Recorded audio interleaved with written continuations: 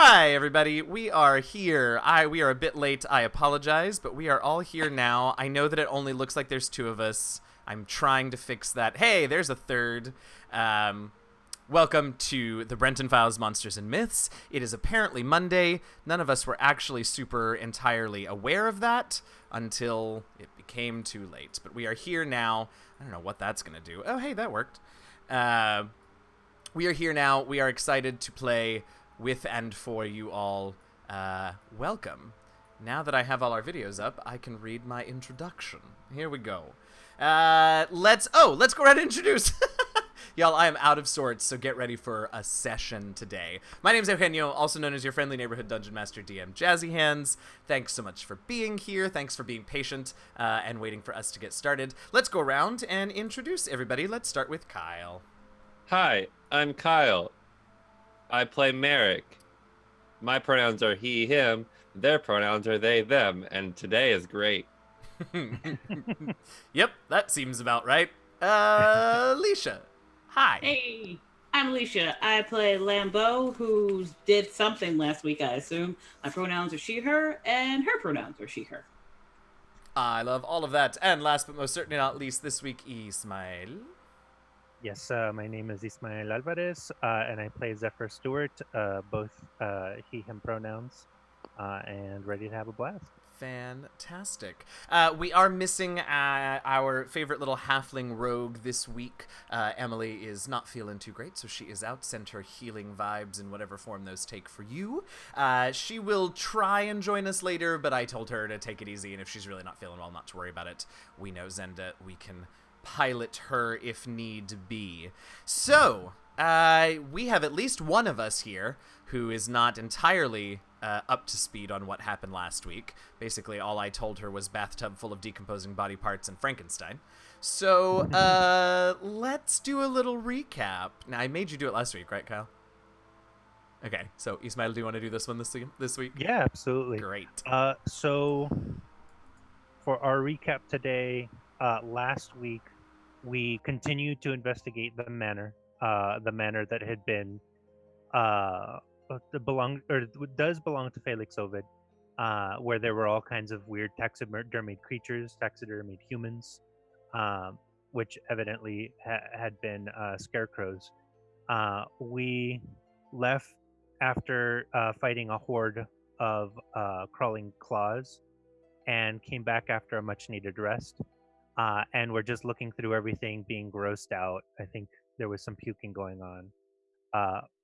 But when we came back, we decided to do a thorough search. We found a library that had a secret entrance, and we found some really condemning articles about some kind of devilish contracts. Until we finally got back into the really, really gross bathroom. But we managed to find some kind of a secret entrance to an undiscovered attic. And when we got into the attic, we saw two Frankenstein-looking monsters, some clockwork centipede-style things, like about the size of small dogs, and apparently Felix Ovid, who was hiding behind one of the experimentation tables. And we began a combat. It was not going super great for us. And we were hopefully about ready to turn the tide. One can hope, most certainly. All right, before we hop back into all of that excitement, we want to shout out some of the awesome sponsors and supporters that we have here on the Greyhawk channel that make this and all the other shows that you can find here every week possible. First and foremost, we want to thank all of you who have either subscribed to the Twitch channel here or joined our Patreon at patreon.com/thegreyhawk channel. We so appreciate all of the support that you give to all of us over here at the Greyhawk channel.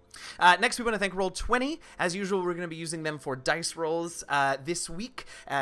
We are officially supported by Roll20, the world's leading virtual tabletop. You can try out their services for free at roll20.net. We also have an official battle map sponsor, if that is your thing. Heroic Maps has more than 300 maps available on DriveThruRPG, so be sure to go check those out. We're sponsored by Tabletop Loot. You can go to tabletoploot.com and use the coupon code GREYHAWK to get 15% off of your dice order. And last but most certainly not least, we want to thank Devin Rue and Cantrip Candles for their support. Our Patreon supporters and Twitch subscribers can get access to exclusive coupon codes to use on those websites in the private supporter channel of our Discord. You can check out everything that they have to offer at their respective sites, rueinc.com, that's RUEINK.com, and cantripcandles.com. Finally, a little bit of housekeeping here for the channel. We got a couple of bars at the bottom that you might have noticed. We have a summer season follower goal of 400 new followers, and where are we now? That number is so small on my screen. 275, 375. What do we got? Can anybody else read that? It's so small. Are we now? That 271. Number is so small. Okay, I wasn't even close. 271. So if you haven't already, click the little heart button at the top of the screen, add to our follower list, and we will approach that number. We also have our stream boss there in the middle. If you donate bits or cheer or all of that good stuff to the channel, you take hit points away from the stream boss. If you are the person that puts us over the edge and defeats the stream boss, you become the new stream boss, and others will attack you with their donations. Looks like we have a fairly new stream boss at the moment. They're just under half HP, just barely bloodied, so let's do some damage to them today. Our divine favor bar seems to be a bit over the top, and I don't know how to reset it. So, yeah, maybe we'll roll some divine favor for the crew a little bit later for shits and giggles. But yeah, for right now, we are going to hop back into this battle because it is exciting and imminent, and we need different music because this is far too nice. So let's turn this one up and this one down and start this over. There we go. There's some creepy music for us. All right, so we are up in the sort of attic laboratory of, that's really loud, the attic laboratory of Dr. Felix Ovid, and as we finished last week, some sort of sewn together humanoid creature sat up on the on one of the tables in this laboratory. The team had already destroyed 2 of the strange centipede constructs. I believe a third had appeared. This creature sat up. The doctor continues to hide behind the table where this creature is, and we shall continue on with the top of the round, which of course Zenda's at the top of the round. Cool. So Zenda, up to this point, she was trying to... Zephyr had gotten knocked down, and so had Merrick, and she was trying to drag you all to safety. So she's about halfway between Zephyr and the creature that has just sat up on the table. You all can tell me what you think she'll do, and then I'll sort of take it from there mechanically. But what would she attack? Would she range attack? Would she use her rapier? What would she do? And then also, as another added detail, I did turn her and myself invisible. Oh, that's right. That's right. And she was going to sneak around. That's right. And she was... So you told her to go where? To go basically to Felix directly and, like, you know, show him we mean business. That's right. So she is going then to sneak around and try and get behind the good doctor without him hearing her. So I'm just going to load her sheet up so I can see her stealth modifier, which she will, of course, have with advantage for being invisible. Yep, plus 10. That's what I thought. Let's see. I don't know how to do advantage on roll 20, so I'm going to just roll twice. All right, so that is an 11 plus 10 is a 21. So she sneaks around silently. You all lose track of where she is because, well, you can't see her, but also Zephyr, she's so silent that even you can't really track her movements. She gets behind the good doctor, and I think she is going to... well, she's not going to try and grapple him because, Lord knows, her...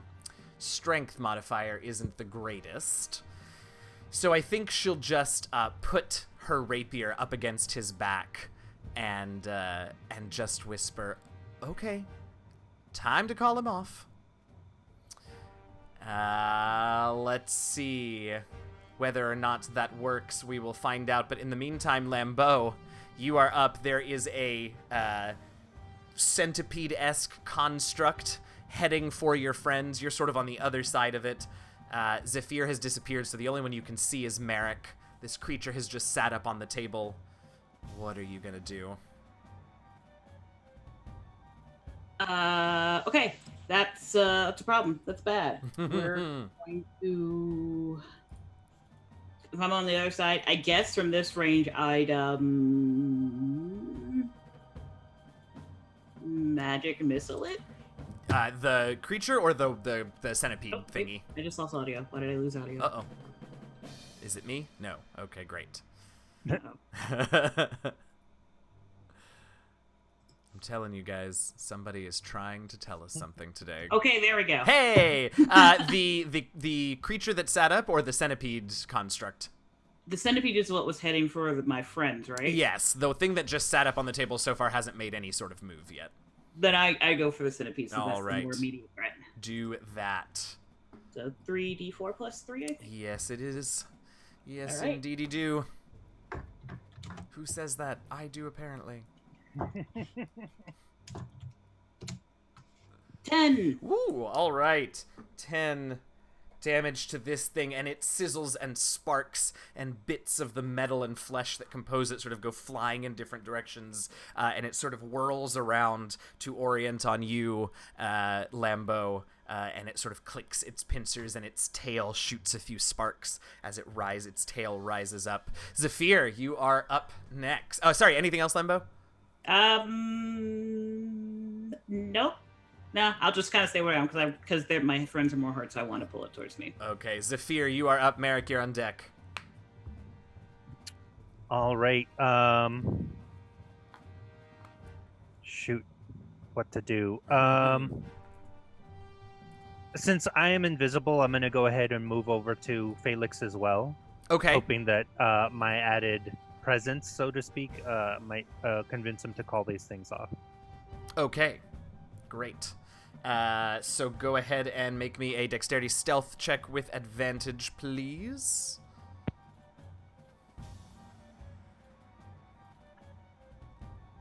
We're looking at an 18. All right. An 18? Yeah. Okay, great. Because I rolled a 2d20 and then. Oh, I it's see. plus- I see. It's plus 6. I'm sorry. Gotcha. All right, so you get over there also, not quite as quietly as Zenda, but the doctor doesn't seem to hear you, so you're over there without his detection. What are you doing? So Zephyr does say, if I were you, I would definitely listen to the little lady. Oh, all right. Great. Merrick, anything else, Zephyr? No, that's it. Okay, Merrick, you are up. I'm gonna start attacking the big boy. Oh, boy. I probably shouldn't. So I'm a bitch bolt him. I mean, witch bolt him. I like that. That's a new spell. I want to find out what that spell does later. First level, just a regular old bitch bolt. All right. And that does not hit. Okay, great. Well, you'd be surprised. What'd you get? A 10. That, in fact, does hit. Oh, He's not the Okay. nimblest of individuals. I rolled a natural 3. Well so done. I'm It's surprised. gonna be real hard to miss him. I'm gonna go ahead and give you that. So 1d12. Indeed. So it's 5 lightning damage. All right, to so you see Monsieur. this witch bolt just hit this thing square in the chest, and the lightning sort of sizzles all over it, and the creature sort of turns its head to look at you, Merrick, and you can see that this lightning is, in fact, sort of like juicing the thing as its muscles bulge even more, and it seems to move a little faster and be a little stronger. God damn it. Anything else, Merrick? Regret. My middle name. All right. Next up is the centipede creature, which is going to scuttle over to Lambeau and is going to attempt to bite Miss Lambeau. Or I could not. Or it could not, but it did. Does a 22 hit you? Yeah. All right, so that's going to do 6 piercing and 6 lightning damage as its teeth sink into your leg. It courses several volts through you. Excuse me. It does only have the one attack, though. Dr. Ovid has sort of frozen in place, sees Merrick fire a witch bolt at the creature, and he just sort of laughs nervously, and he says, oh, please. Oh, wait, what voice does he have? He hasn't spoken to you all, but I know what voice he has. He had a French accent. Oh, so he has spoken to you all. Fantastic. He says, please, no, I will leave you all alone, but please do not destroy my life's work. Please. I don't know if Zafir has a chance to respond to him or not. Sure, why not? But he'll say, just call them off and we'll talk. Yeah, he'll say, I need to get, he will not, and he sort of gestures towards, he's not actually sure where either of you are either, because you haven't made attacks, so he still can't Right. see you. Right. So he's gonna sort of gesture towards the creature on the table, and he'll say, calm, stay where you are. He says, but I will need to approach the other to get him away from your friend, from Miss Lambeau. Because he knows you all. I forgot about that too. I know this is all crazy in the middle of combat. Can Yeah. I make an insight check to make sure? Yeah, sure. You can do it very quickly. All right, let me insight, and that's +5. Do.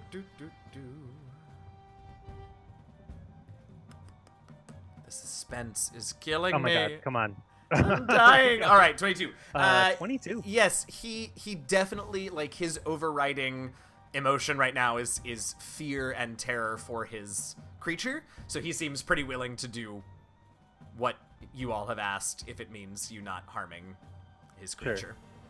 So really quickly, Zafir will say, "Go ahead, but we're watching you." And he will run over, and he will not quite make it to all the way over because this is on the other side of the trapdoor.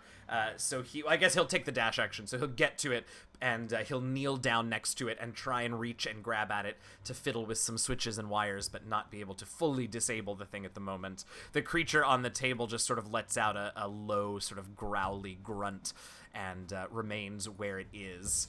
Zenda, I think, is just going to... I don't know, you all tell me. I think she's going to just sort of stay at the ready with her rapier near the creature on the table in case Dr. O That sounds just as well. changes his mind. So Lambeau, we are up to you. Okay, so he's now actually I see him actually trying to fiddle with the centipede thing. Yeah. Whatever. Yeah. The centipede does not seem to have taken its sights off of you quite as of yet, but yes, he does seem to be trying to do something. Well, if he built it, he can fix it. Magic missile. I support your choices. I really do. I really, really do. I love it. 13. Oh, and this he reaches in to like flick a switch, and he has his fingers on the switch, and there's this big puff of like lightning and force energy and metal and flesh, and it all sort of clears, and he's left just holding onto the switch, but the switch is no longer attached to anything. And he sort of sighs and says, "Oh, those were not cheap to make." Neither is my life cheap. Anything else, Lambeau? I think at that point she'll just kind of like cross her arms, tap her toe, and like be looking at Orvid. Sure. Zafir, you are up. Okay. So was that? Are there any of the other centipede there creatures? are not. So actually, we can sort of, at least for the moment, we can drop out of initiative if y'all want to have a conversation about this. Sure. Yeah, I'll drop the witch bolt. Oh yes, you don't want to continue to empower the golem? No. No, thank you. Okay. So he just sort of sits, shaking a little bit, and eventually realizes he's still holding onto the switch, so he sort of tosses that aside. I know that nobody else can see me, but I'll look to my companions to see if they're going to say anything, and if not, Zafir will go ahead and start talking. Still invisible, still disembodied. Mm-hmm. So Felix, he says, we aren't sure what exactly has been going on here, but what we are sure of is that the people of the town would not have liked it. He says that is not fair. I have not hurt anyone. You have threatened. I threatened, but I have not harmed a single person, nor did I have any intention to harm a single person here in Brenton. That wasn't what the notes that you delivered said. Well, I had to motivate them. It was. I needed those pieces, and those people were not using them anymore. What purpose did you have in making all of these? He says that is none of your business. I would say it is our business, very much so at this point. Lambo! Lambo! Them eyes, though! None of our business, is it? Well, it kind of becomes the business when your creatures decide to try and kill us. I will take either a Charisma Persuasion or a Charisma Intimidation from either of you, and whoever rolls it can roll with advantage. Okay. Since you are working together on this. This entire time, Merrick is like. I was about to. standing- Yeah, go ahead. Standing there, like with their wand out, like still eyes peeled on the creature, and Felix making sure no one does anything shady. Totally. Ooh, excuse me. Let's see. Do you want to roll it? I've got a +7 if it makes any difference. Go ahead. All right. So I've got a 19. Okay. So he sort of says, "Ooh." Thanks, Aris. We appreciate the cheer, and it is a very cute rainbow unicorn emoji. Yeah, so he says... Just to be fair, you actually have a 15 because you were rolling advantage, right? So it's the 8 plus 7. Oh, right. Yes, I'm sorry. You're Okay. correct. Oh, great. Being fair. Oh, right. Yes, well, still, he was, he's not in a great position. It wasn't going to take too terribly much.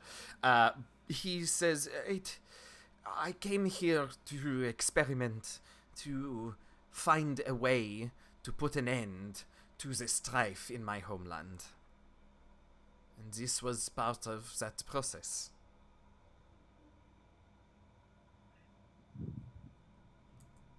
I still have my misgivings about the way that you went about it.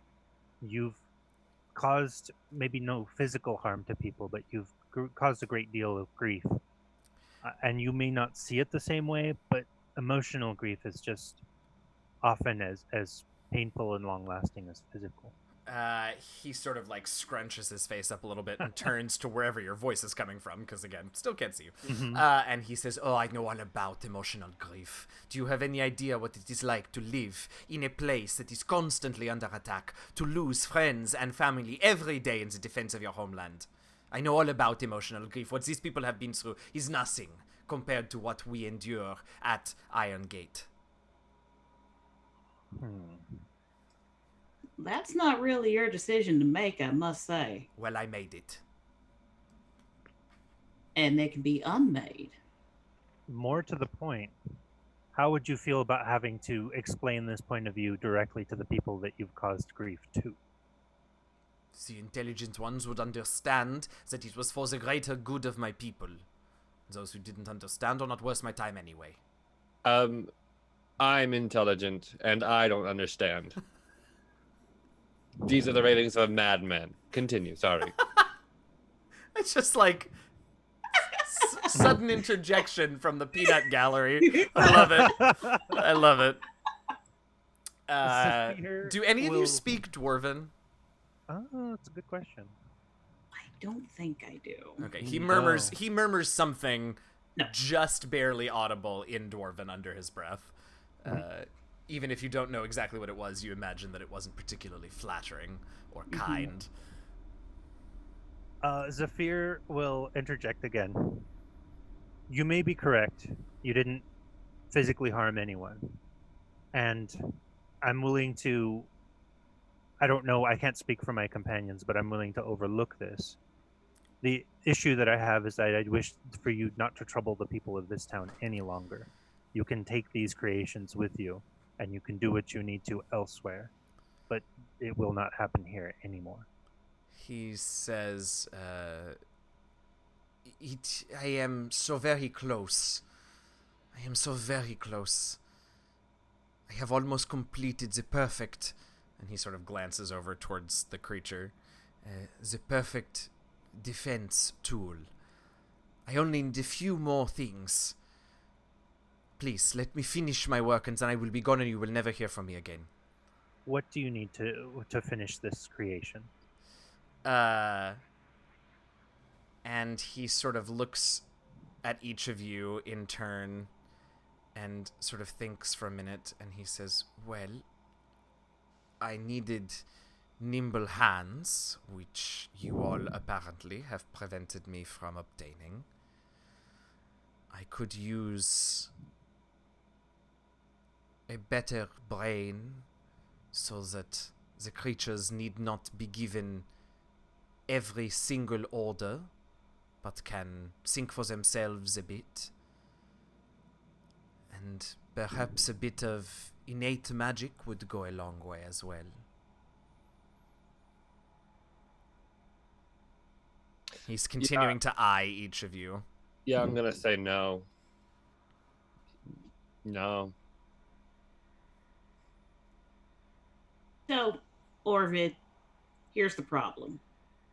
If you, being a supposed man of science, would have asked for donations to your creation, because I'm sure some people might hold the same opinion. Like, yeah, their bodies are dead, they're not using them anymore, and ask for willing volunteers, that would be one thing.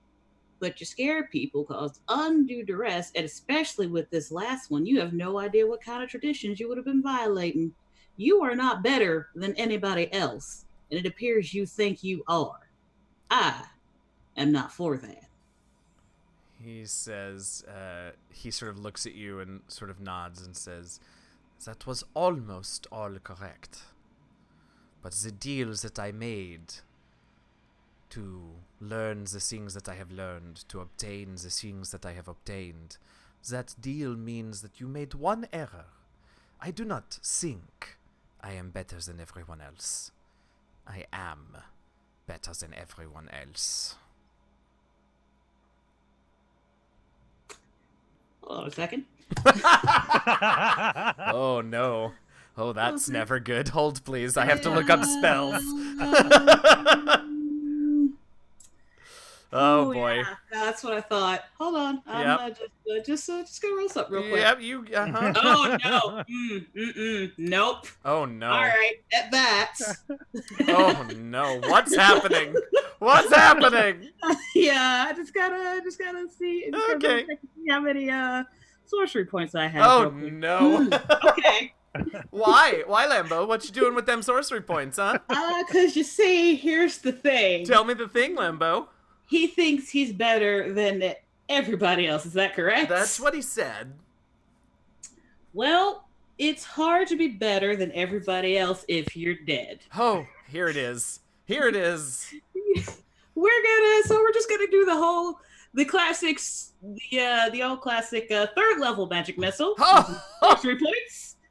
It's just like that, just pissed her right off. Like they were just like, can't she do it? No, she can't. Excellent. So- Okay. Sorry.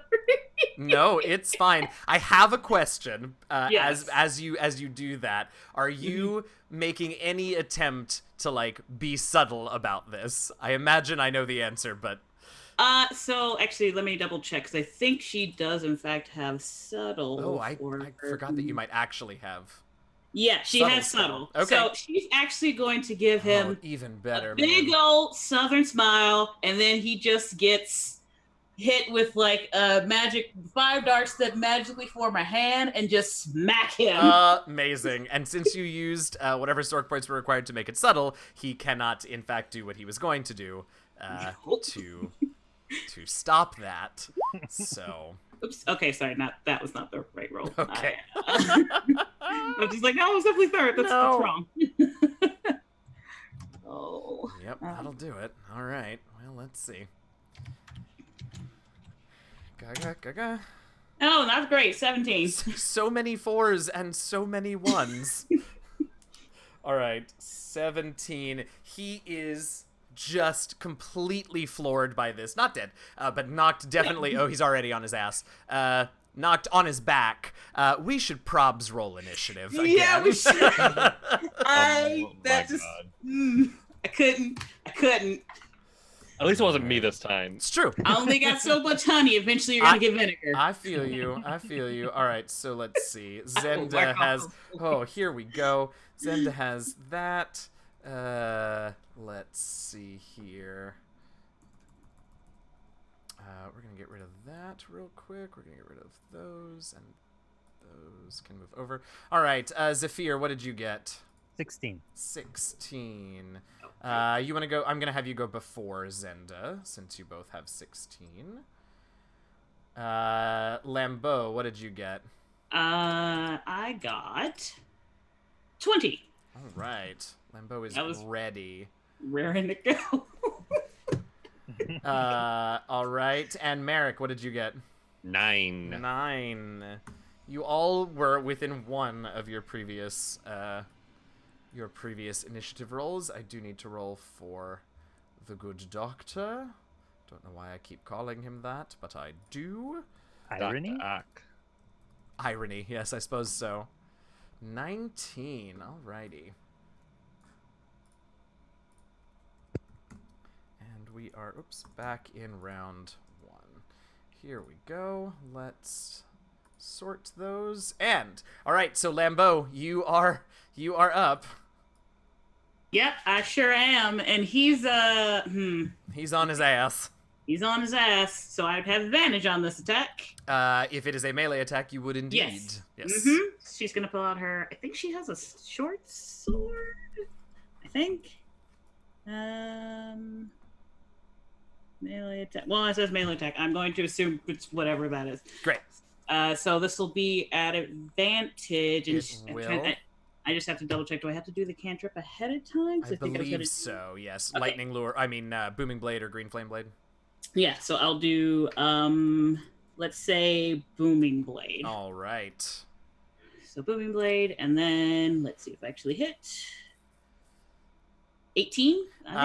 So let's see. So, you go to swing at him this time, but this time he can see it coming. He's ready for it, and he barks out a word and waves his hand, and this magical force shield appears between your sword and his prone form, and your sword clangs off of the shield.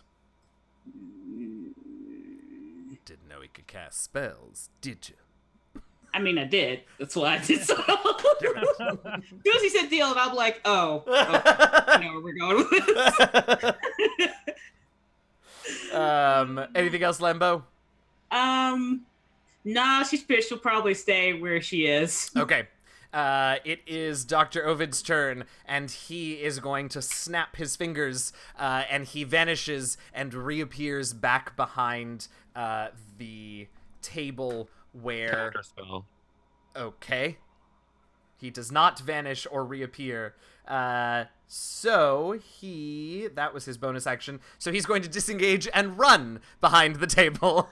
Dang it. I guess he won't get behind the table. He'll get next to the table because he has to use half his move to stand up from his unfortunate position. And he's going to call out something in Dwarven in the general direction of the creature.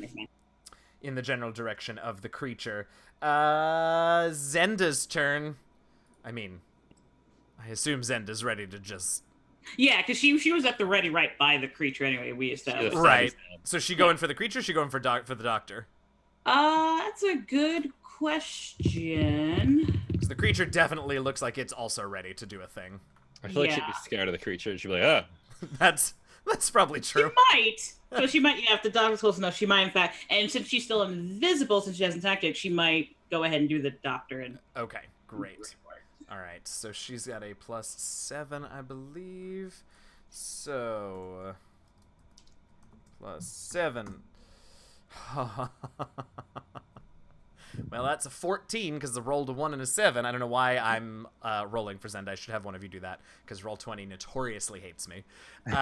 So she somehow tries to stab at the good doctor, and he happens to take a step to the side, and she misses. Flat-footed AC? I don't know. Yeah. if only. If only. And she does also pop back into visibility. She looks very confused about what just happened. Really good. Okay, Zephyr, you are up. All right, Zephyr, although he doesn't have sneak attack, will do pretty much the same thing. Absolutely. Please roll better than me. It's a low bar. So, let me make sure I am... Okay, +6, so that's Oh! Be... You were typing, and it said King Lorthorn is typing, and then you stopped typing, but I thought that you had rolled and rolled the exact same thing as me. But no, in fact. Oh. Hi. So So that's going to be a 21? 21. 21 does hit. Zenda's like, oh, I was supposed to stick him with the pointy end. Got it. She just caressed him with a rapier. Right, yeah. She's like, oh, we don't like him. We want to stab. I'm sorry, I misunderstood. 6 damage. 6 damage. All right, he is looking not great. He's bloody. He's got bruises. He's sort of holding on to the table to keep himself upright. It's not a good situation. And then it is the creature's turn. The creature is going to look down at the two of you and is going to attempt to slam down onto Zephyr as the one who actually managed to injure its master. So that is a 12 to hit. Oh, a 12.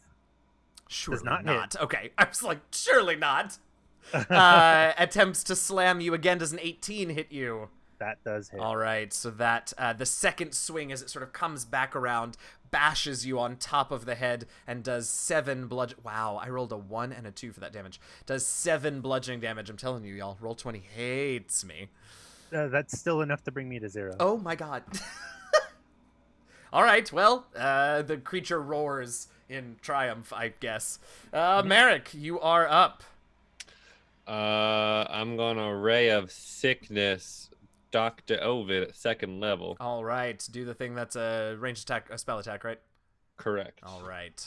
I'm not gonna use that die. Oh, well, fuck me. Oh no, what happened?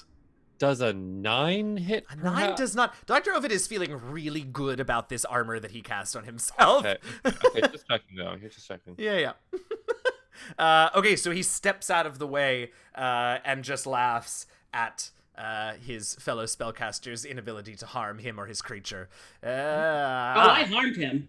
No, not you, Merrick. Merrick in particular has so far energized his creature and completely missed him, so he's quite amused. Lambeau, we're at the top of round 2. You are up. Oh man. All right. Stupid shield. Whatever. You fangled people and their fangledness.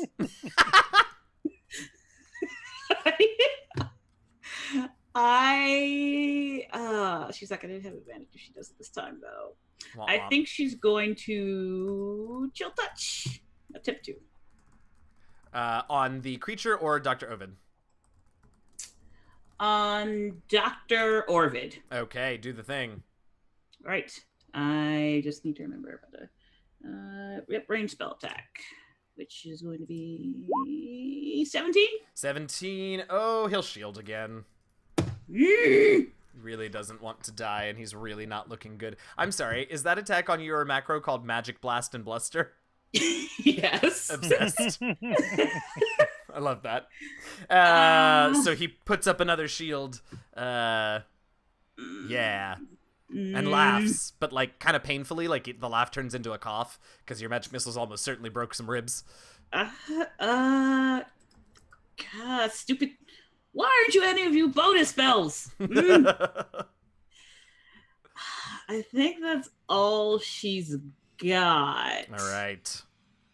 Oh no, I know Oh, what no. she'll do. Tell me. She will then drink her potion of invisibility. Oh and shit. away. All right, so Lambeau disappears, which makes him a little nervous.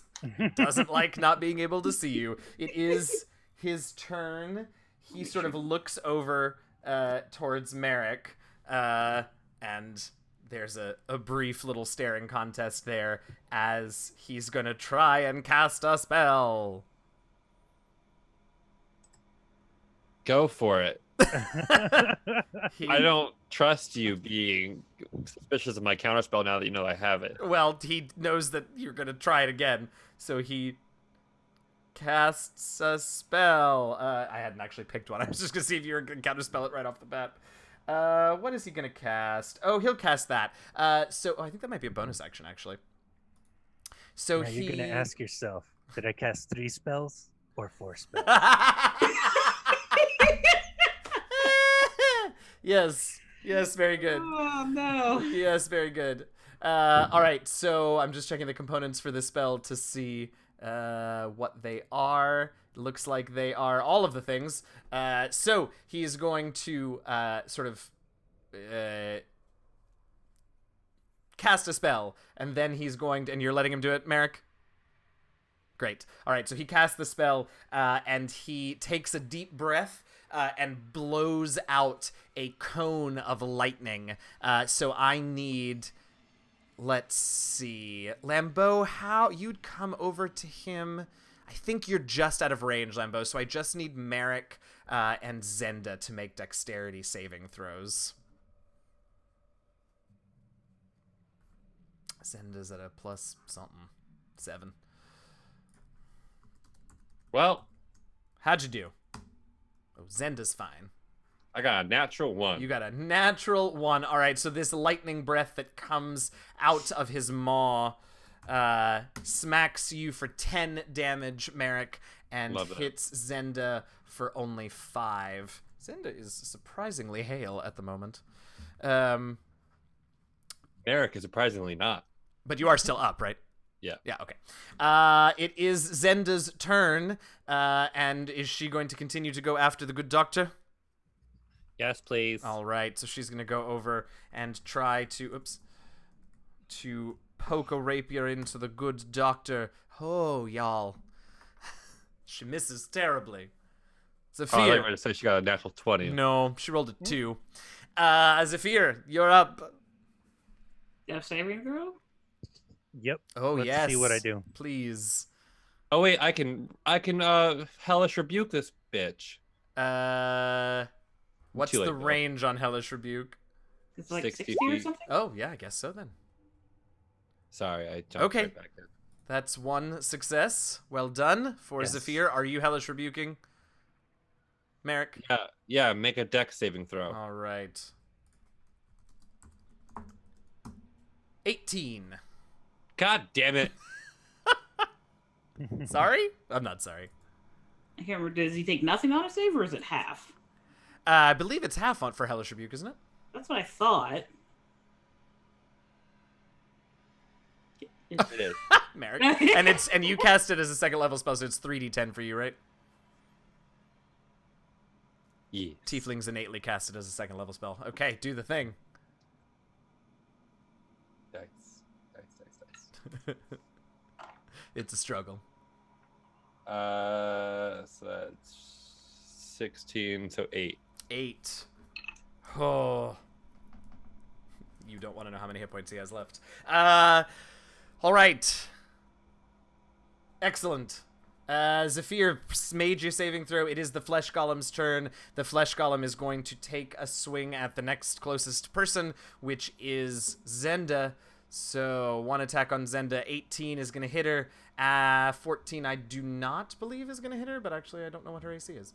No, her AC is 15, so that second attack misses, but the first one hits and does 13 bludgeoning damage to Zenda, who is in fact still up. Merrick, it is your turn. I'm gonna do a ray of sickness. Oh wait, no. I have 2 hit points left. I'm gonna try to get in a place. I have 2 Wait. hit points left. Good. You and Dr. Ovid have the same number of hit points left. Tell me that. I'll just kill him. Samesies. I'll just do what I was gonna do. I'm gonna try to get away from the monster as far away as possible, and then I'm gonna take my potion of That healman. feels like a really good choice, I'm not gonna lie. Potion of healing, and I regain math 8 hit points. All right. So Merrick guzzles a potion in the far corner of the room. Top of the 3rd round, Miss Lambeau. I just want to make sure for invisibility, it's only if you're doing an attack or a spell that it drops, correct? Correct. Okay. Oh, dear. She's gonna make her way over to Zephyr Okay. and be force feed Zephyr yes. her potion. Okay, yes. I just got real nervous, but yes, that is fine. You can absolutely do that. Those Okay, 2d4 plus 2 back to Zephyr. Yep. I don't know if you want to roll for me. You can do it. Because I roll like okay. shite for you guys. So, Sorry, which one sorry, of you two? Oh, Yes. That's up to I'll roll it. you. All right. Your health is in your hands. For Eh, 6 yeah, hit blame points. it on you. Exactly. All right, so Zephyr. She moves. Yeah, bye.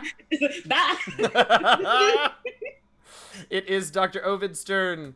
I believe he is going to probably do the same thing since nobody broke his concentration.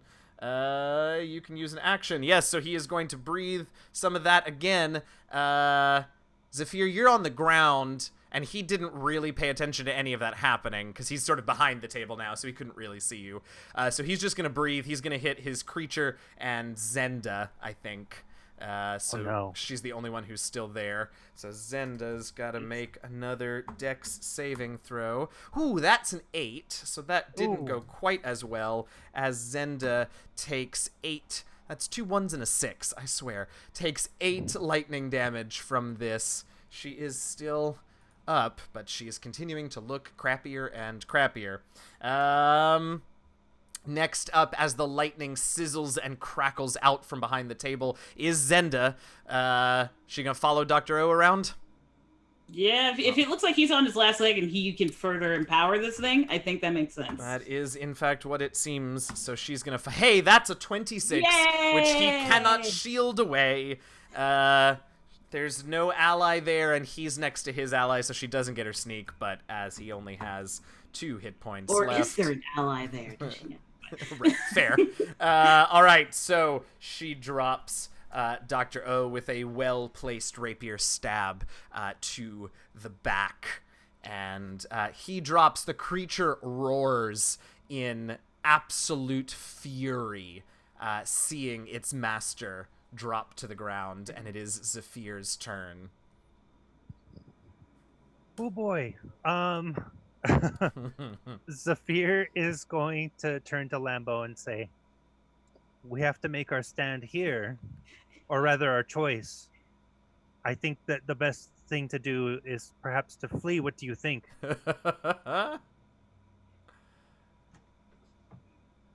Flee from the creature? Yeah, I mean, this is me talking, but I don't know if we can fight this thing right now in the shape we're in. Fair point. On the upside, the master who could continually heal it with shocking grasp if he wanted to is dead, so there's that at least. What do we think? 6 seconds. I think we got this. All right. Oh boy. All right. So if that's... Because Lambo's not going to respond because she doesn't actually want to give her position away. Totally. Creature. 100%. Oh, that's a good point. 100%. I love it. Zephyr. I just know that Lambeau is the one who fired the first shot, so to speak, so I figured... he would wanna be the one to decide. No, he took a shot at me. I just made it physical. I also and feel don't like forget, you can always respond telepathically. Oh, that's true. She's gonna. Okay, telepathically, she'd probably be just like, you might be right. I just got to do something first. Okay. All right. Give So, me 6 seconds. Pretty am much. Is Zephyr still adjacent to this creature? Yeah, if you yeah, so you sort of fell down at the foot of the table and he's just standing right in front of the table, so you can stand up and be right there, yeah. Shoot. I think I need to disengage because anything I do is gonna... Yeah. So I'm just gonna disengage and probably move closer to where Merrick is. Okay. So we're all getting the hell away. It is the creature's turn, and unfortunately, Zephyr, because you were prone and used half your move to stand, and you took the disengage action, so you only really made it 15 feet. Yes. So the creature is going to approach you, despite your best efforts, and swing. And the first attack is a 26 to hit, and the second's a 9, so if I roll like I did last time, there's not a 0 chance that it won't take you down. Right, so yeah. Okay, well, but that time it was 11 bludgeoning. So, poor Zephyr is the weeble wobble of this combat. And gets smashed into the ground again as the creature roars. Merrick, you are up. I'm summoning my demons. Oh, how many good. 3rd level slots do you have? This is my last one. All right, what are we summoning? Same thing as before? I gotta roll. Oh, right. It's a 5, so I believe that is 8 demons of 1 No. quarter or lower. I think those are. I think our only option there is like Are- mains. Or the stretches we had last time. Oh yeah. All right, so 1/4 or below, or 1/8 and below. 1 quarter. 1/4. All right. Let's see. And their initiative is a Yes, 7 please. plus their deck plus All their right. dex. Excellent. Let's see what we got. And it's demons, right? Correct. Okay, so I think we're gonna get some dretches, because I think the creature that you're thinking of was 1/2.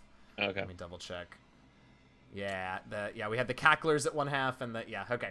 All right, so we're gonna get some dretches, the lowliest of demons, but when there's 8 of them, who cares? Yeah. Friends. Friends. That's all we need right now. And they rolled a 7 for their initiative. Correct. All right, and that's gonna stay at a 7 because they've got a +0. Dretch.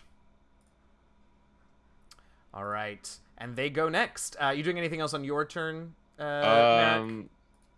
No, I'm not. Okay, so the dretches all have they have 1 attack with their bite and 1 with their claws, both at a +2 to hit. They also can use their fetid cloud and release a 10-foot radius disgusting green gas that extends from the creature. It lasts for 1 minute, and any creature that starts its turn in that area must succeed on a DC 11 Constitution saving throw or be poisoned until the start of its next turn. While poisoned in this way, the creature can either take an action or bonus action, but not both. Let's not do the farting. Okay. Doesn't sound fun. Just really wanted to describe it. All right, so they've each got bite and claw attacks. To speed things up, why don't you, if you want him to surround the golem and attack, why don't you do a roll for the bites and a roll for the claws? Rainbow for bite. And they're both at a +2. So natural 20 on the bites and a 14 on the claws. They both hit, so that is 16d4. And we're gonna call it. There's 8 of them. We're gonna call it 12d6. Can someone roll that and roll 20? Yes. Yeah. You said 16d4? 16d4 and 12d6. I'll give you crits on half of those claws. I love it. All right, 37 damage from the claw attacks, and 36 more from the bite attacks. Are any of those? None of those are plus anything, for a total of 73. Holy gods. 73 damage. It's not dead, but damn if that didn't. Oh. Uh-oh. What was that noise? It's immune to non-magical damage. That's what I was afraid of. These are demons. How are they not How are they not magical? They're dretches. God damn it. But man, it was fun to roll those dice. And, to be fair, this creature is now complete, because there's 8 of them, so it's completely surrounded. So it's gonna have to take the time to, like, take some of them out before it can get to any of you again. Very true. So, see, you did good. Alright! That was the dretches. Top of round 4, Lambeau. Give me 6 seconds. Here you go. Okay, 6 seconds. In 6 seconds, can I do a quick search of his body and then coup de grace him? Oh my god.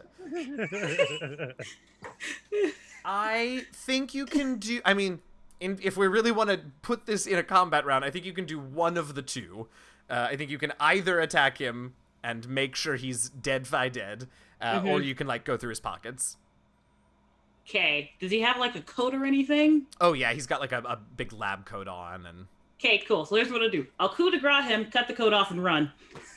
I cannot with you. I'll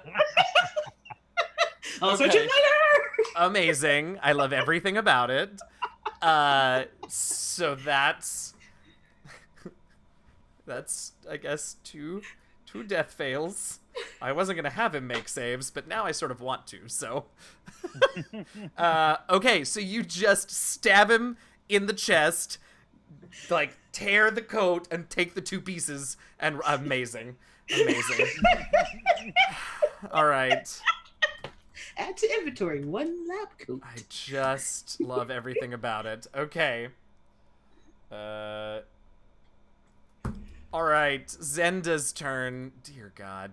Zenda doesn't really want to get too close to that horrible creature, so I think she's going to use her crossbow her crossbow's not magical either. This is where Zenda has trouble. She could fire at the doctor and finish confirming the kill. What is this, It's Call of Duty? practical. Confirmed It's kill. practical. Or Is kill confirmed. practical. Okay, here's what she's gonna do.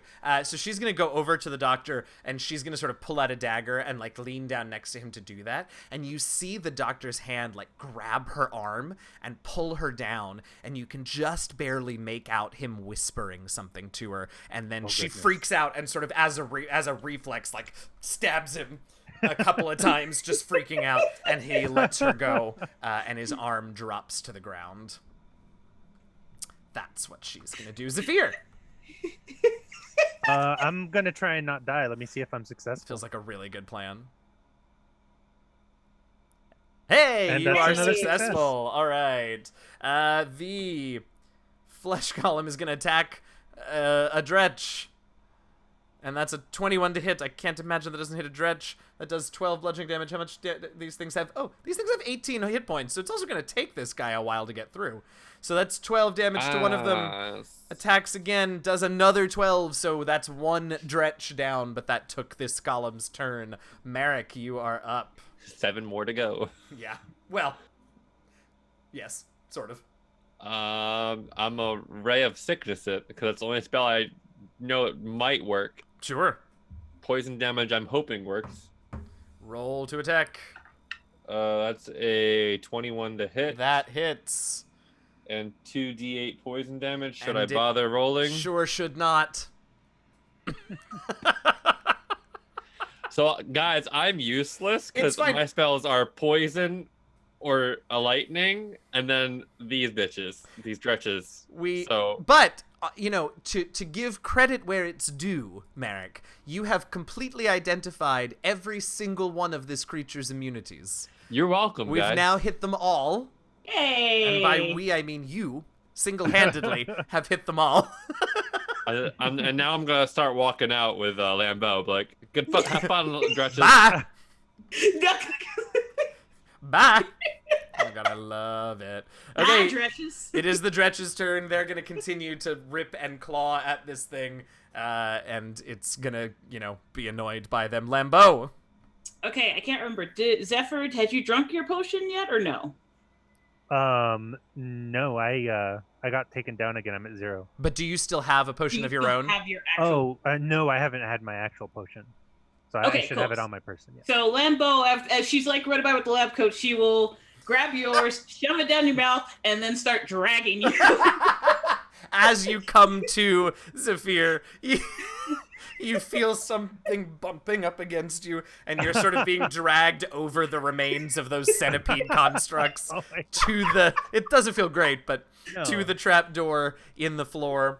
I love it. Oh my god. No teammate left behind. Whatever the cost. Ay, ay, ay. Ay, ay, ay. All right.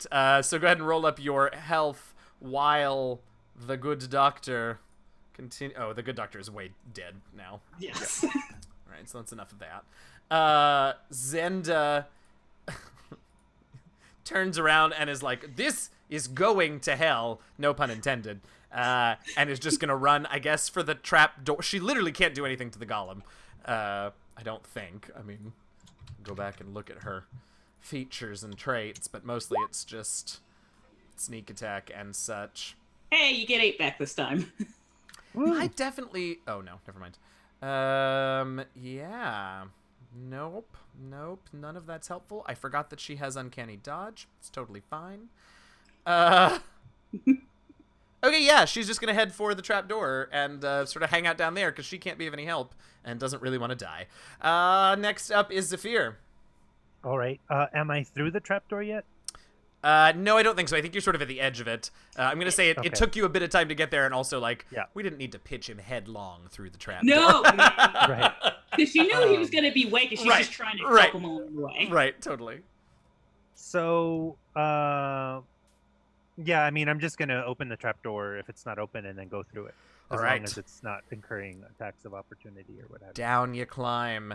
The golem is gonna try to take out another dretch. Oops, wrong button. And that's another 2 hits for a total of 27 bludgeoning. So a second dretch goes down, and now there is a hole wide enough for the golem to get through should he desire. Merrick, you are up. I'm continuing to follow Lambeau out. There's not much I'm doing besides running because I can't do much else. So we're all just booking it at this point. Yeah. Booking it. All right. We're gone. All right. So you all book. You get down into the stinky, awful, rotting bathroom, and head and just run your way out of the house. Is that the plan? Yes. All right. This house. All right. So you run your way out of the house. Merrick, how long does that spell last if you maintain concentration? Like maybe an hour? That was my thought, but I don't remember. Hour. All right. Fantastic. All right. So not that they're going to survive that long, but so you all make it out of the house, and then what? Then I searched the coat. I took it with me for a reason. You did. All right, so you begin searching through the pockets and the torn remains of the coat. Zephyr, Zephyr, what are you doing? I was going to ask Merrick, but Merrick is walking away. I'm very sorry, Kyle. I didn't mean to offend you by talking about the lab coat. Okay. Zephyr is going to prepare to burn the house down. Oh, we are going for it. I love it. How are you preparing to do that? I presume that in my pack I've got torches and Totally. the stuff to light them. Absolutely. So I'm gonna light a torch and basically set it right on the porch. Porch torch. Yeah. All right. A porch torch. All right. I hate you.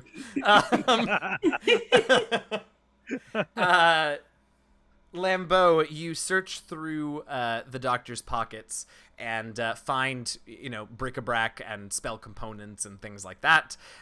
You find a couple of just sort of like lab equipment-y type things. There's a small fantasy stethoscope. I don't really know what that means, but that's in there. Yep. You find a couple of silver pieces, nothing too exciting in there. But you also find a sort of schematics for what looked to be that creature that you all were fighting. And you, at a quick glance, if you want to take some time and really study it later, there's more from it. But at a quick glance, you can see that there are definitely more than one set of handwriting on the schematics. Yeah, okay, well, let's get that further. But right now, we will wrap up the evidence that I procured very carefully. And, You definitely had to piece that schematic together because it was somewhere like in the butt pocket and... Look. Merrick, what are you doing while Zephyr is getting ready to burn the house down and Lambeau is rifling through the pockets of a dead man? No, I'm rifling through the pockets of a dead man's coat, which is now my coat, so I'm rifling through my belongings. Thank you very much. There it is. Zenda approves of that logic. If I did come prepared when we first started, I brought a bunch of torches when I was coming for... It's true. So I will help burn down this house. Okay. Because I can't do much else against this creature. Yeah. So the three of you, the four of you, I guess Zenda can help too, will set about setting fire to the manor of the good doctor. You do see as the place begins to catch fire. Do you stick around to like watch it burn? Do you? Yes. Because we want to make sure that creature's dead. Yeah. Yes. Fair. So as the fire really begins to sort of rise, the creature you can see has sort of come down to the third story, and you can see it in one of the windows as it sort of beats on the glass of the window, and you can see that this creature is in flames. It is engulfed in fire, and it manages to break through the window and just begin to attempt to crawl out to escape the fire when the house collapses in on it, and the creature is buried underneath the rubble of the building. Should have done that from the start. But then you wouldn't have found the bathtub And stuck my hand in it. and stuck your hand elbow deep in decaying bits and bobs. Yes. All right. So the house has come down. Took a while, but Yep, it I'm came sure. down. What are we doing?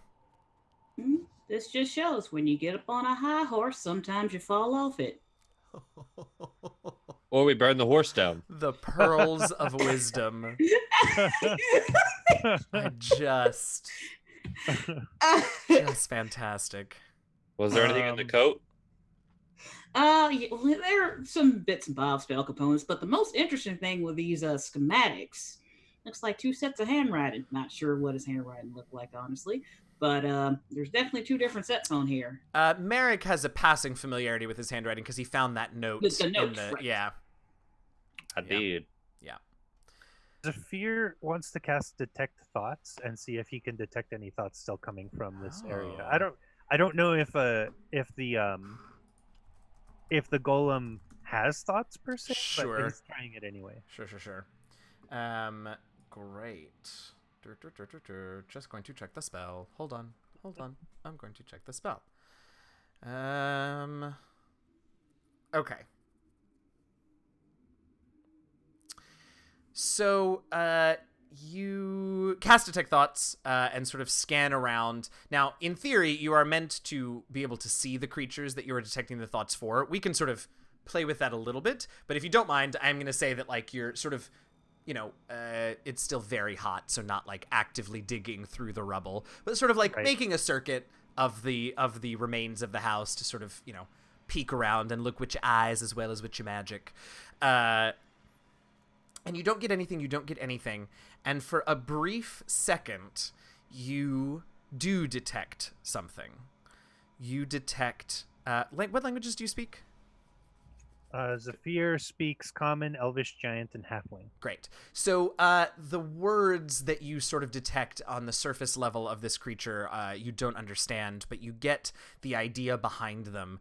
There is sort of an anger and a frustration and a sort of disgust, but not like gross disgust, like pathetic disgust. And as quickly as you detected them, they vanish.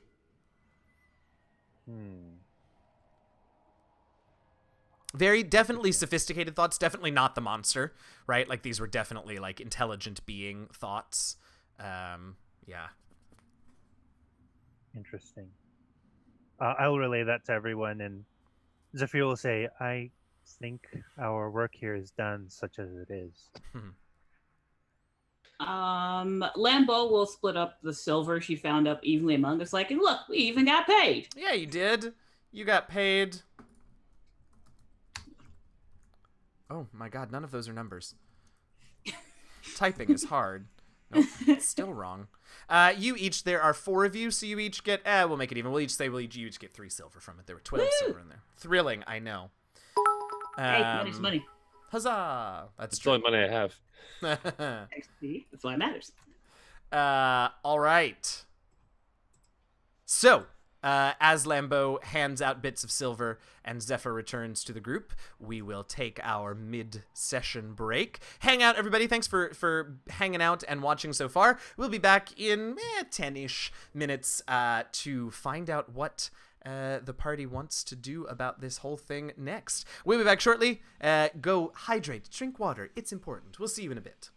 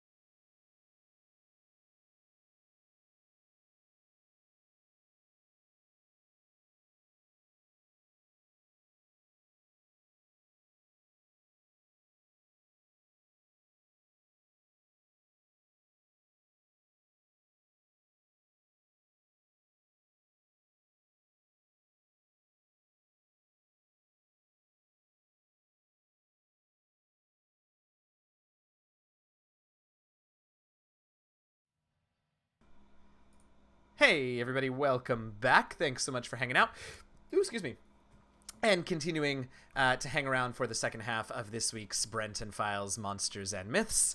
The party has just defeated Dr. Felix Ovid and his monster and burned the damn house to the ground, because how else do you deal with a flesh golem, obviously.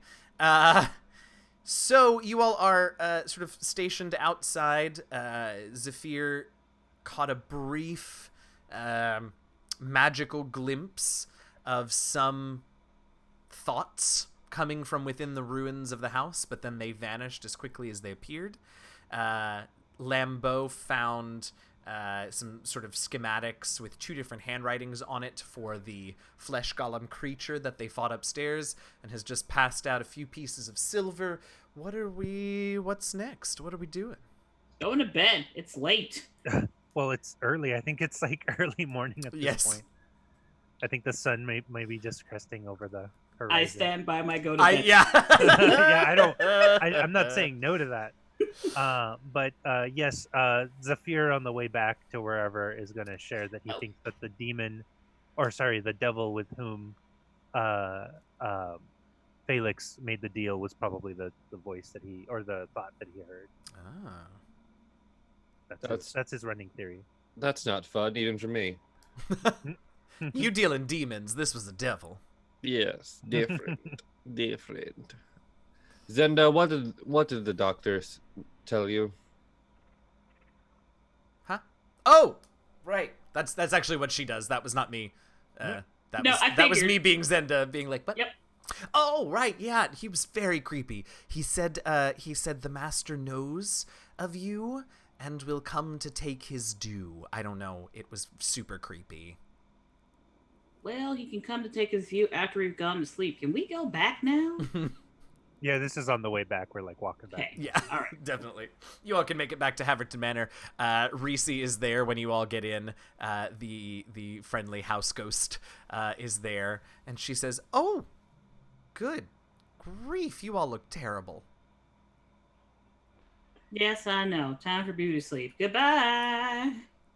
We've seen better days, Reese. I believe that we will very likely be asleep for quite some time. I do apologize. Oh, that's okay. I was sort of having fun. Hey Lambeau, don't worry about the scratches in your floor. I'm gonna fix them later.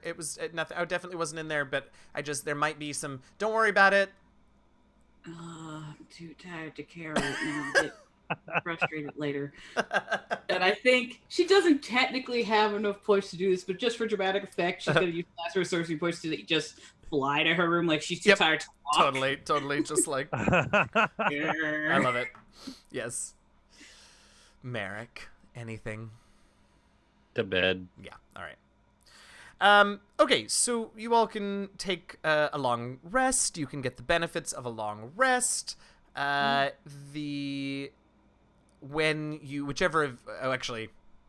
Which of you is the first to awaken then? Not Lambeau. No, I mean, I knew that. What if we just don't? Just don't wake up? Yeah. It's a Rip Van Winkle moment here. Yeah. Just let whatever's going to happen, wake up 500 years later. Yeah. Adjust to the new world order. Okay, so Zephyr apparently is the first to get up. Yes, Zephyr will get As up per first. usual. So Zephyr, when you wake up, Reese is sort of sitting on the end of like the footboard of your bed, just sort of watching you.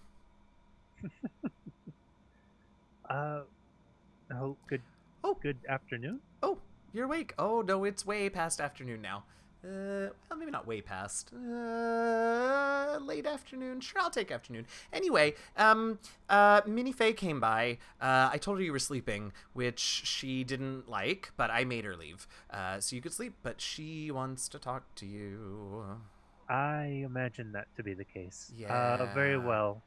I will take care of that forthwith. How long have you been sitting there? Time is hard when you're a ghost. So like either 4 weeks or 4 hours. I don't know. Could have been 4 minutes, to be fair. Time's thank time's you for- weird. Also a It's flat certainly- circle. But that's neither here nor there.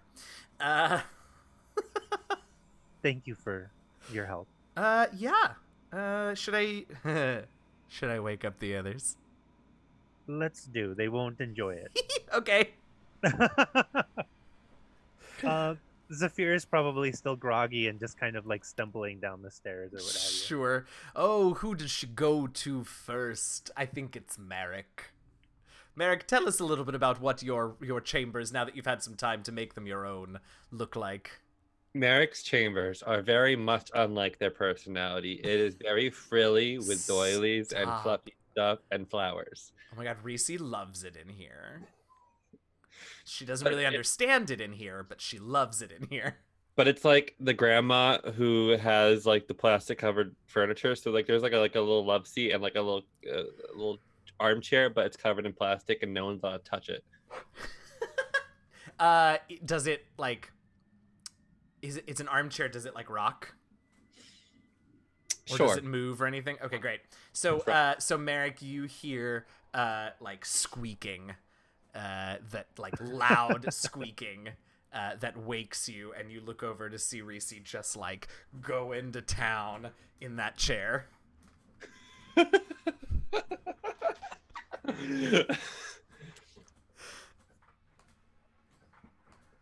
What are you doing? Having fun? What are you doing? Trying to sleep? That's silly. It's late day. Besides, Zephyr wants you up anyway. Wake up! Reese, Yeah. get out. Okay. But are you awake? Are you gonna come downstairs? Are you awake now? Okay, I'm gonna No. go. I'm gonna go. She floats out through the door. Lambeau, let's hear a little bit about your room now. Oh, good timing. I did that on purpose. Yep. Okay. It was totally So Lambeau's planned. room, Uh-huh. it's this odd mixture of like, you could see it's kind of like jeweler's equipment Okay, love that. Mm-hmm. right by like the makeup, Uh-huh. because she used the jeweler's equipment to like polish various stones on her body and everything. Okay, love that. Yep. And then there's just random medical stuff's kind of all over the place. Like everything has a section, if not a particular place for stuff. Great. Mm-hmm. And so it's a very odd mixture. People would be confused if they didn't know Lambeau walking in his room. Like, who is this? So, is one of your... Oh, no, I know what it is. Okay, great. So you feel a weird, like, pressure on your shoulder. And you, yep. And just sort of, and Reese is polishing one of the gems on your shoulder, but, like, vigorously. What time is that? Time is hard. So, like, I don't know. Afternoon, Zephyr says afternoon. She has not stopped. You can. I appreciate the help, dear, but you. No can- problem. And then she goes to start polishing one on your forehead. God, She flies up. Lambeau stood up. Do I have to get up? Is breakfast ready or lunch, whatever? Probably not yet, but it will be soon. And Zephyr wants you up, and there's things to do. Also, as much as I love watching you all sleep, since I don't sleep anymore, I was getting kind of bored. So, wake up! All right, dear. Let's try it on. I gotta finish getting ready. Okay. She floats out. Lambeau do her usual routine. So, like an hour later, she's downstairs and asking for food. Merrick, did you actually get up? Reluctantly, yes. Sure. Okay. And So- they are down. Sorry. No, go ahead. And they are downstairs with Zephyr. They are in their dressing gown and they are drinking their tea. That tea. So eventually, everyone... Zenda, of course... Which... Did Zenda... Hang on. One of you... Nope, I'm going to ask this a different way. Where does Zenda sleep? I thought she claimed the closet. That's what I thought too. Okay, so Reese hates that she can never find Zenda when she goes to sleep. She's pretty sure Zenda sleeps in the woods. And like no amount of you all telling her that she sleeps in the closet upstairs like will convince Reese that Zenda doesn't sneak out of the house every night and sleep in the woods. And so, like, she has this game, well, she thinks it's a game. She has this thing with Zenda where, like, she tries to watch her really closely every night before she goes to bed. And then every morning she tries to watch for Zenda coming in and sneaking upstairs so she can make it look like she's coming from the second floor. It took her 6 months to still not figure it out. Well, she gets distracted easily, so she doesn't really watch her that closely. Cool. Okay, so eventually you all are back together, having whatever the hell meal this is. Early dinner, whatever. Zafir probably just throws together like a fruit and cheese board and like, Totally. Just throws together a charcuterie board. You know. Casual. Cash. Why did Your you bard's send bougie. Why did you send Reese to wake us up? I was enjoying that. My apologies, but it seems like Minnie Faye would like to speak with us, and I don't And imagine it would suddenly be I'm tired again. You know, nap. You know, Oh, Lambo, I feel like you and I have a lot more in common than you think we do. That I will being not said, admit that at this time. Uh-huh. I may go see her, but I have a feeling that she'll want to come and see you if you do not go and see her. That was amazing. If only we could send Reese to go get her. You know, Alas. I think we've done enough damage. As it is. That's not provable. Well, That is to say, It is provable that damage occurred. It is not provable that we did it. fair. we wouldn't improve Minnie Faye's attitude towards us by sending Reese. Let's put it that way. No, No, we should go ourselves. Zephyr, you could do the talking. I'm glad we agree. All right. very well. Okay. We will set out and head over to Minnie Faye's. Glad we cleared that up. I Jeez. was on the edge of my seat. Yeah, clearly. All right. So, yeah, so you take a little stroll down to Mini Pearls. You can still see in the distance on the other side of town smoke rising from the vicinity of what's his name? Dr. Ovid's the remains of Dr. Ovid's manor. You approach Minnie Faye's shop and home, and you knock, and she immediately opens the door. She was very clearly waiting for you. And she says, espérame. Are we all well rested now? Yes. Oh, good. Come in. Oh. She definitely hears you say no, American. Definitely chooses not to respond. Come in. We have much to discuss. Most certainly. And Zafir will enter. I'm assuming the rest of you do as well. So, No. all right, you. kidding. God, you're. So you go in, and the front portion of Minnie Faye's shop is her storefront. You have come to know over time that a solid 50% of the vials and bottles in the front of her shop are filled with like pretty colored water. Like they're not real much of anything. She puts like all of her most like aromatic and fragrant herbs and things in the front to sort of give it an air of whatever. But then she sort of takes you behind the beaded curtain. That sounds like a biopic title. Doesn't it? For who though?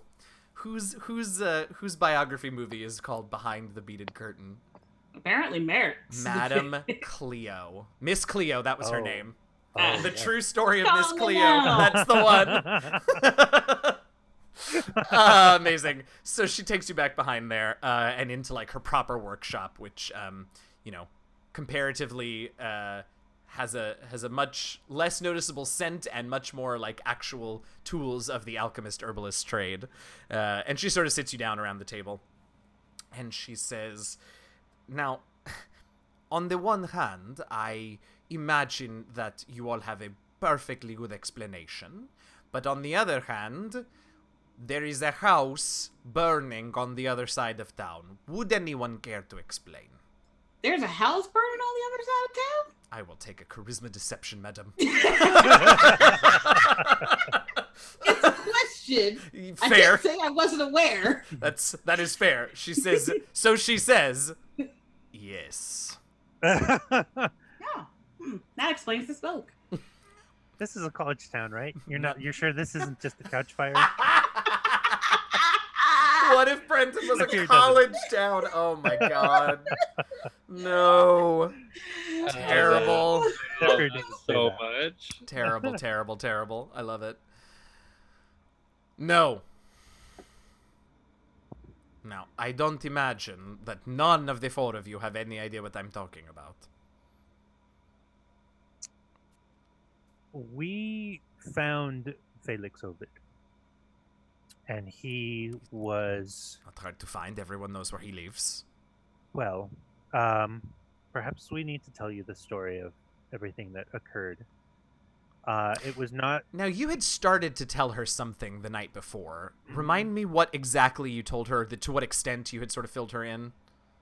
told her that he was responsible for the body parts that were being extorted from people, and that he was involved in some really gruesome taxidermy. That's right. I couldn't remember if you had gotten to her before or after you all had found the incriminating evidence in the house. Oh, right. I forgot about the weird taxidermy. We didn't find the we hadn't found the contract at that point.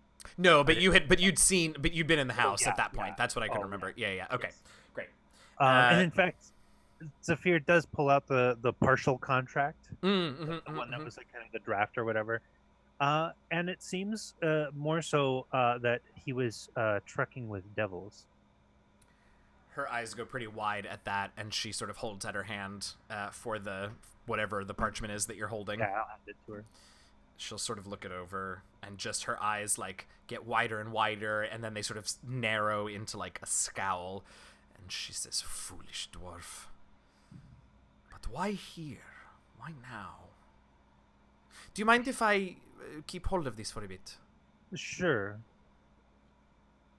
All I can say, and all that I know from our interactions with him, are brief and for him fatal interactions, were that he was intending to sell his soul for the purposes of learning to create magical weapons. In this particular case, a constructed corpse. And the conflict that arose from us trying to get him to rescind his extortion of body parts resulted in the fire that destroyed the manor. I regret that it was the only course of actions that could have resulted in us coming out alive. I see. Well, I tasked the four of you being the protectors of Brenton and all that came with it, so if this was the decision that you felt had to be made, then I trust your judgment, strange as it is to say. Did you find anything else out? What other experiments had he performed? Why was he so desperate as to sell his soul to learn the secrets of golem creation and necromancy? Most of it had to do with his desire to protect his home of Irongate. I believe, if I'm not mistaken, that he wished to create many of these things so that his home would no longer be under siege, so that they would be properly protected. And while I respect his desire to protect his people, to protect his homeland, I certainly do not respect the way in which he both procured the information and the materials for such an endeavor. But why Brenton? We're nowhere near Irongate. He could have gone anywhere to experiment if he could not for some reason do it in the city to begin with. I wish I knew. We didn't get to ask him that particular bit of information, but I have to presume that there was something that brought him here as it did so many other people. If nothing else, it's entirely possible that his contract obliged him to be bound here for some reason. That is Not a bad point, though there isn't anything here on this parchment. But this is not, you say, does not appear to be the final contract. Correct. We never found the final one. I was hoping it was on his person, but his coat did not seem to contain it. You have his coat. What else did he have with him? Oh, turn to Lambo. Well, he had some lab stuff, some kind of weird thing for medical purposes. I'm not entirely sure.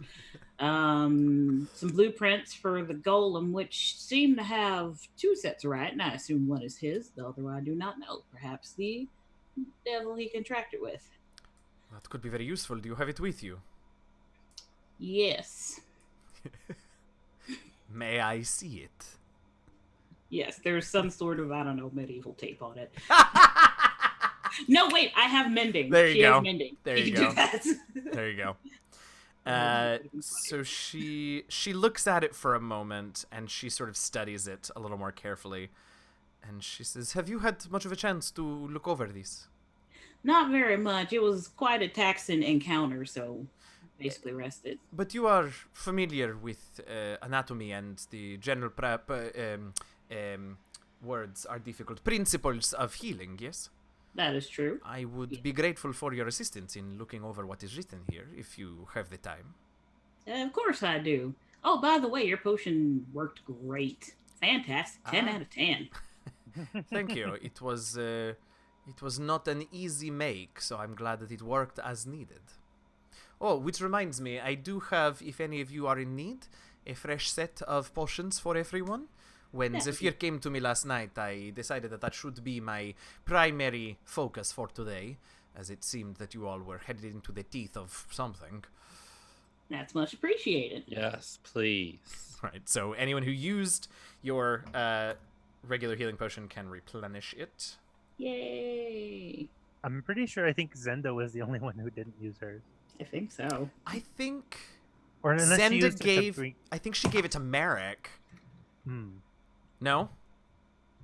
To bring you back up when you dropped? No? Oh, then maybe she does still have hers. Well, that works out well. Cool. So she says, well, it is an unpleasant and unfortunate business all around.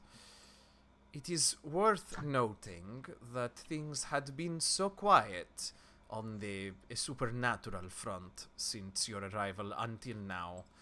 One can only hope that this is not a precursor of things to come. We really must find out more about this deal that the doctor made. Zenda had mentioned that his last words were, "The master knows about you and he will come to collect." The And master. as ominous as that sounds, I believe that we must do something to prepare against whatever issues that might cause. Yes. It seems the most important thing we can do now, until something else happens, is to determine to the best of our abilities what deal was struck and with whom. From there, we can formulate a plan of attack or defense, as the case may be. Merrick, you have been quiet. Have you anything to add? We killed our only lead. I don't know who the master is. I'm very comfortable in my fact that I don't know anything that's going on right now. Fair enough. Fair enough. Well, again, on behalf of the town, which I have no authority to speak for, but I will anyway, thank you.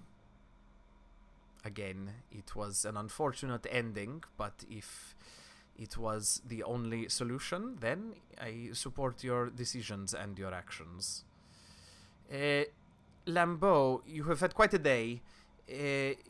If you would like to stay now to look over the parchment here, we can do that. Or if you would like to relax for the rest of the day, I don't think we're going to have sequential days of supernatural attacks here. So it can wait till the morning if you prefer.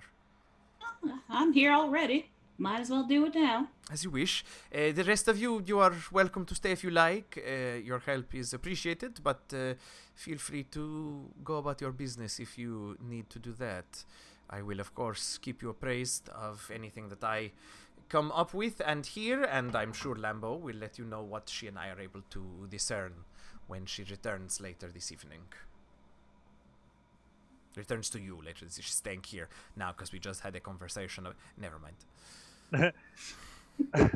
Zephyr will stay and will help out, and he Right. actually offhandedly asks if she attended the funeral. Ah, yes. She says, I did. I had a feeling that we would not be seeing the four of you at the ceremony today.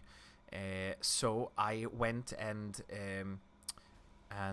checked in on our dear Ren. He was decidedly less excited to see me than he would have been for the four of you, but he understood. It was a lovely service. Difficult, but appropriate. I will tell him you asked. He would, I'm sure, appreciate a visit as well. Maybe not Thank from you very Merrick, much. but from the rest of you. Zephyr is probably already planning what kind of casserole to make. Oh. Great. Okay, so we're gonna do a little bit to go through this parchment here. So what we'll do is, Zephyr, you're staying to help. Lembo, you're staying to help. Merrick, what are you doing? Merrick's gonna go back to the house that Okay. burnt down and make sure Oh. everything's kosher. Okay, great. Anything in particular you're gonna get over there and look for? Just making sure that nothing escaped. Okay, great. Excellent. So, let's start in mini phase little office. So there's a bunch of different checks that we're gonna make to sort of get different types of information out of this thing. I've got stats for mini phase. I don't think any of her skills are gonna be higher than at least one of yours, but if something comes up, we'll sort of deal with that. But otherwise, whichever one of you wants to make each type of check can make it with advantage, since the three of you are working together on it. So we're going to start with just a basic wisdom medicine check to sort of go through the literal anatomy medicine stuff. Lambeau, if you're not proficient in medicine, I believe you I am are. actually proficient Okay. in medicine. Great. I just have the -1 for Right, my the crap skill. wisdom. Right, okay. So I can do that. Oh, advantage, right. Advantage, yes, you can. Oh, goodness. Okay, that's all right. So, I mean, it is very clearly, some sort of schematic for putting together a creature from bits and pieces of bodies. A lot of the actual diagrams are,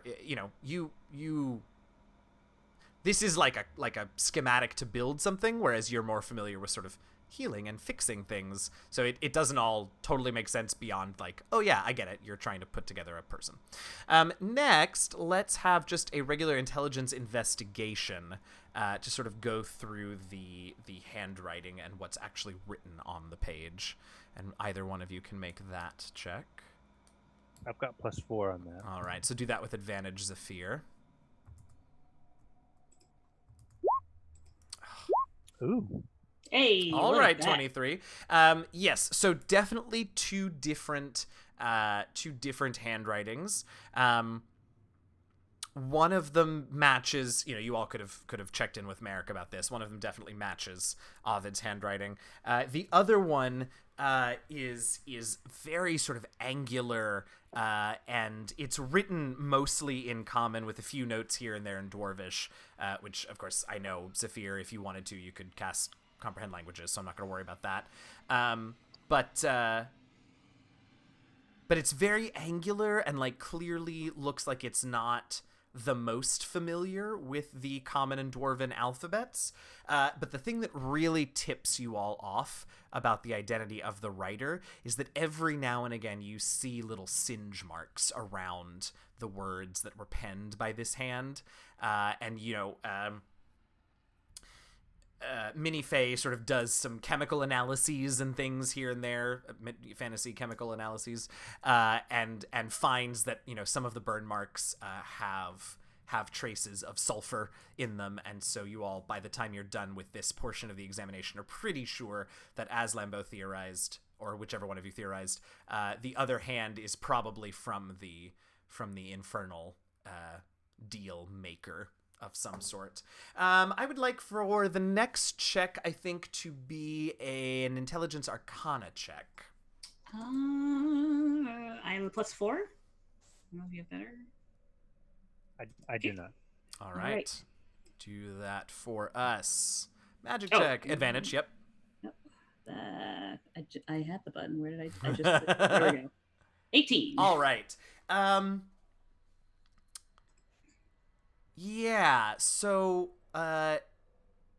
there doesn't seem to be anything particularly immediately obviously magical on the parchment in terms of the writing and the diagrams and stuff. But Lambeau, at one point you sort of noticed, just because like you're beginning to sort of zone out, right? You've been at this for a while and your eyes are sort of going a little fuzzy. And in that moment between like, wiping your face and rubbing your eyes and refocusing them, when they're a little bit out of focus, something catches your eye. Oh, hey, thanks, 12-sided guy, for the cheer. We appreciate it. Take that boss down. Where are we? I don't have this up. Hey, yeah, there it is. Oh, hey, thanks. So yeah, there's something right before you refocus your eyes, Lambeau, where sort of in the it's maybe in the negative space, or maybe it's, you think at first maybe it's on the others, like on the back side of the parchment. You turn the parchment over, there's nothing there, but you would swear that like somehow in this you saw some other sort of arcane writing of some sort. And so Minnie Faye sort of also, looks where you point it out, and she goes over to her table and she pulls out a little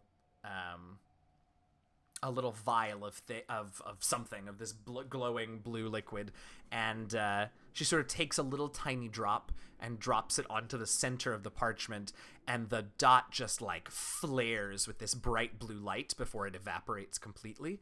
And Minnie Faye sort of nods and says, "It seems there is more to this schematic than meets the eye.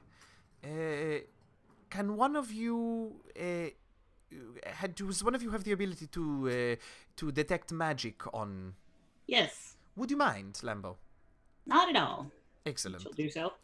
Yeah, there's magic.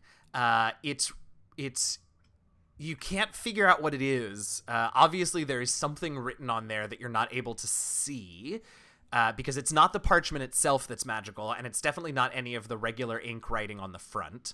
But there's definitely something there. You are getting some abjuration magic. You are getting... no, that's not what it's called. Oh, maybe it is. I'm trying to remember. I think you're getting some illusion magic. And you are possibly getting some transmutation magic as well. Yes. Illusion, abjuration, and transmutation. Okay.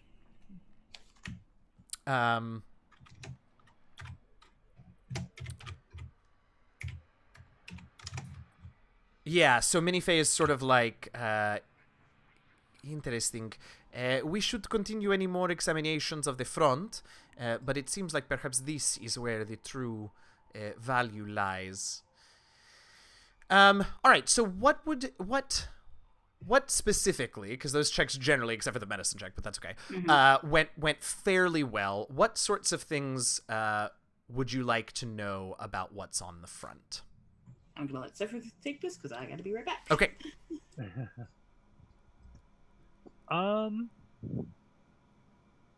Shoot.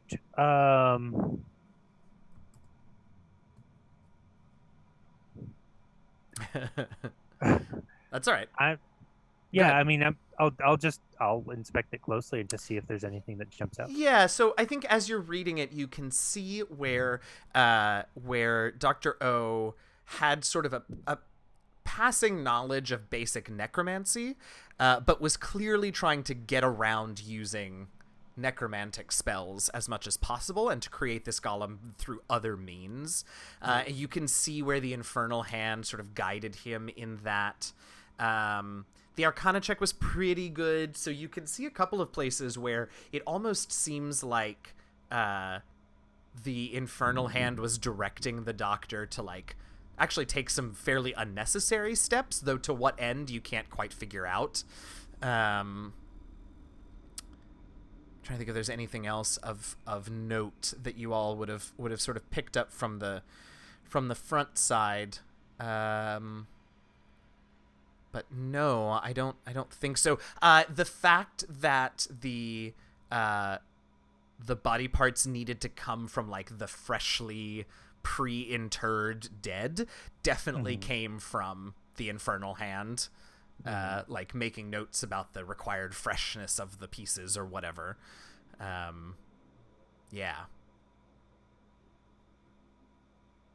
So does that, when you say the front, does that mean that there's more on the back to So investigate? the back, from what Minnie Faye can tell, from what Minnie Faye and Lambeau can tell, the back probably has something written on it that you just can't see, and that's probably the source of the magic. Minnie Faye actually at this point is sort of back with her alchemy and her herbs, trying to figure out a way to reveal it or figure something out to be able to figure out what's back there. But at the moment, yeah, I mean, now that you look at it, you're like, oh, yeah, there's a lot crammed onto the front and nothing on the back. That I suppose is a bit suspicious. Curious. Go ahead. Is there a library here? The closest thing to, like, a library is probably Minnie Faye's collection, but it's not insignificant. I just wonder if there's anything about golem creation there that might help us. Oh, even if it's just like basically like a Wikipedia entry. Right. Sure. On, like, this is what golem creation. Why don't you make another intelligence investigation check? Let's see if you and Minnie Faye can find something useful. 11. What in particular are you hoping to find out from this golem creation work of Minnie Faye's, or paragraph, or whatever? Just what I'm hoping to try and find out is what it normally takes to create golems, because I think it's usually much more involved than what this parchment is, and this seems like a magical shortcut. Yeah, totally. And it makes me wonder, like, what. I guess, like, I want to know the difference between, like, the shortcut versus, like, the traditional method, and what that might mean for. Like, it, did they infuse a soul into it where maybe normally they wouldn't? Right. So I think what you're able to find, like, what Minnie Faye has available in her selection of books is first of all is that, right, that the normal process for creating golems is definitely takes a ton longer than this appears like it would take, is much more involved, definitely generally relies more heavily on necromancy than on the sort of evocation magic that this parchment seems to, in particular, to focus on. It is pretty clear that most golems generally are not infused with a soul, but there's limited information for you to be able to sort of tell what the deal was with this version, with Dr. O's version. Okay, I think that's the extent of what I wanted to find out. Okay, great. So Minnie Faye sort of tinkers around, and she turns and finally says, I think that I may be able to whip up a little something that might be able to reveal whatever it is that's on the back of this parchment, but it will take some time. Do you mind terribly leaving it here with me, that I might experiment upon it, and as soon as I have my mixture correct, I will, of course, bring you back here so that you might experience the secret writing at the same time as me. Yes, I have no issue with that at all. Excellent. Hopefully it won't take more than a day or two. In the meantime, get rest. You've earned a bit of it. And we will... And we'll head over to Merrick, who is picking out around the ruins. Merrick, why don't we start with an intelligence investigation check from you? Sure. Which I assume is better than your wisdom perception. That's a 15. Okay. And are you, like, getting in there? You just looking with your eyes? Or what you doing? All right, sir. You know, Merrick. All right. Do you ever believe him to not get in there? Yeah, fair. So yeah, you start digging around. You see, you can smell where the bathroom was, because like all of that gross water, like, is just everywhere. You do find sort of what you're able to identify as the charred remains of the creature, and you can see sort of the window frame around it that collapsed on top of it. You look, and the one thing that you sort of decidedly do not find is any sort of sign of Dr. Ovid. Love that. Anything else in particular that you're looking for or looking to not find, or? I'm gonna look on the outskirts of like the area, like the wooded area, to see if like there's any like signs that someone was there last night. Sure. When we were there. Sure. Or this morning. Wisdom perception. Wisdom survival, please. I'm changing that to. That took forever to roll. That's a 14. You don't notice any. I mean, collapsed house and all, but like if you go a little further afield around the wreckage zone, you don't notice in particular any signs of anybody coming by. I mean, there are definitely, like, up the front walk, you can see that clearly some people saw the blaze or saw the smoke and came up to the general vicinity to check it out, but none of them get all that close to the house itself. Huh. Whole lot of nothing.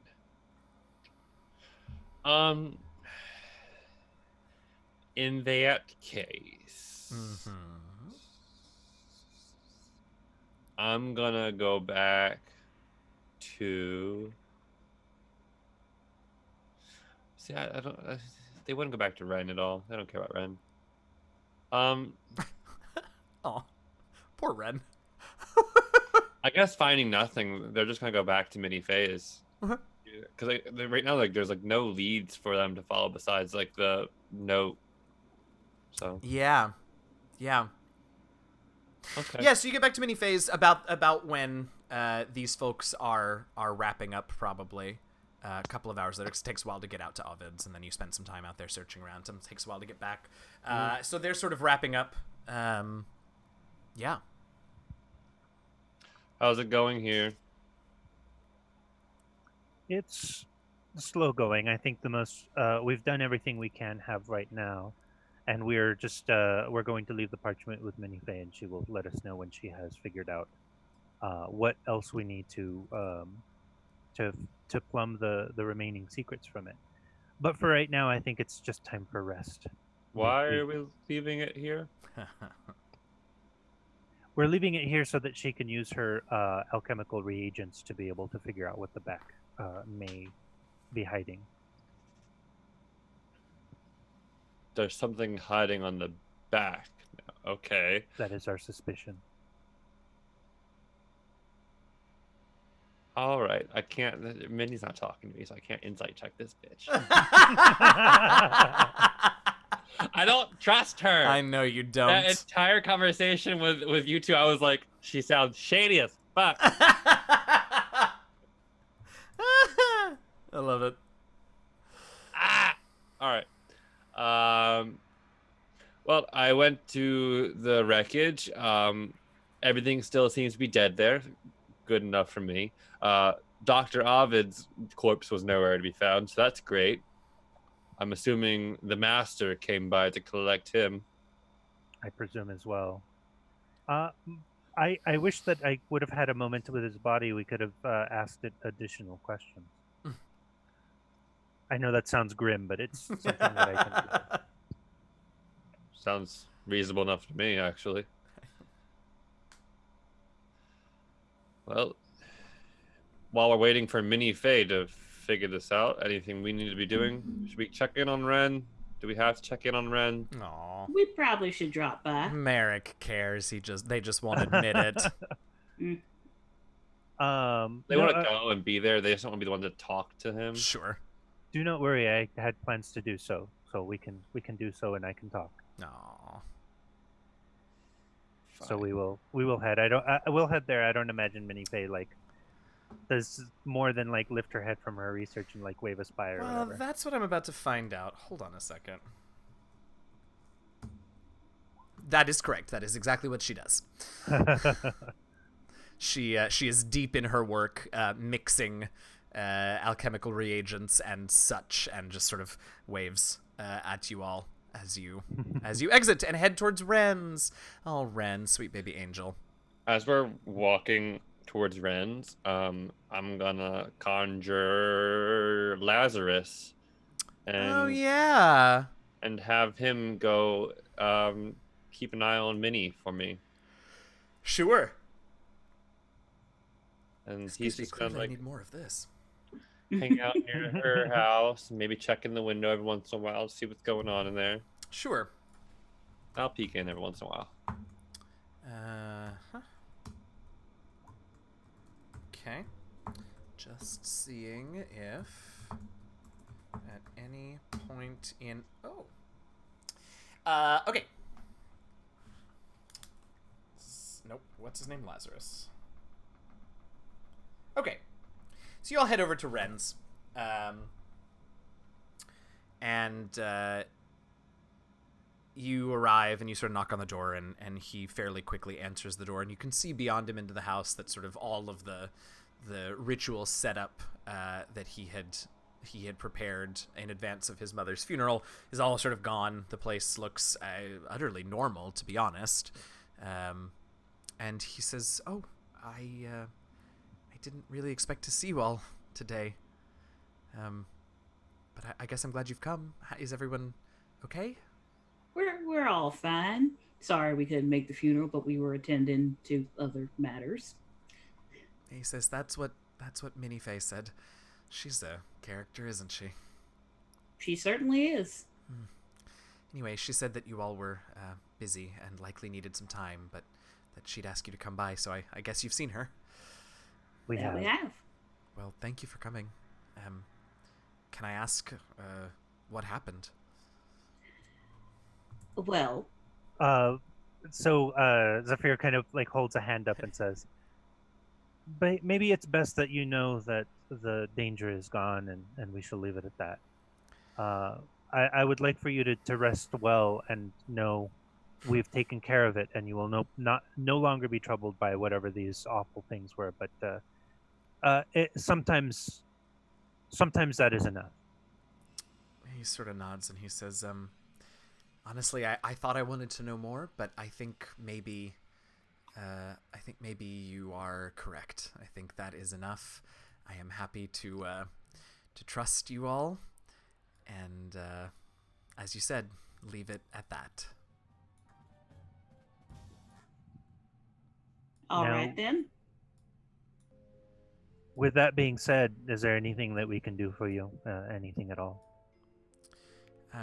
He sort of thinks for a minute and he says, no, I don't know how much longer I'll be staying in Brenton. It feels like there isn't a ton for me here anymore, but I also don't know where else to go. I of course won't leave without saying goodbye, so maybe until then, just stop by every once in a while and say hi. Most certainly. You should go to Waterdeep and tell our superiors that we're good at our job. Well, that's in a different universe. Oh, wait, I thought where we come from? That wasn't Waterdeep? Greyhawk. This is Greyhawk. I forgot the name of the big city. The big city in my head was Waterdeep, so It's a good board game.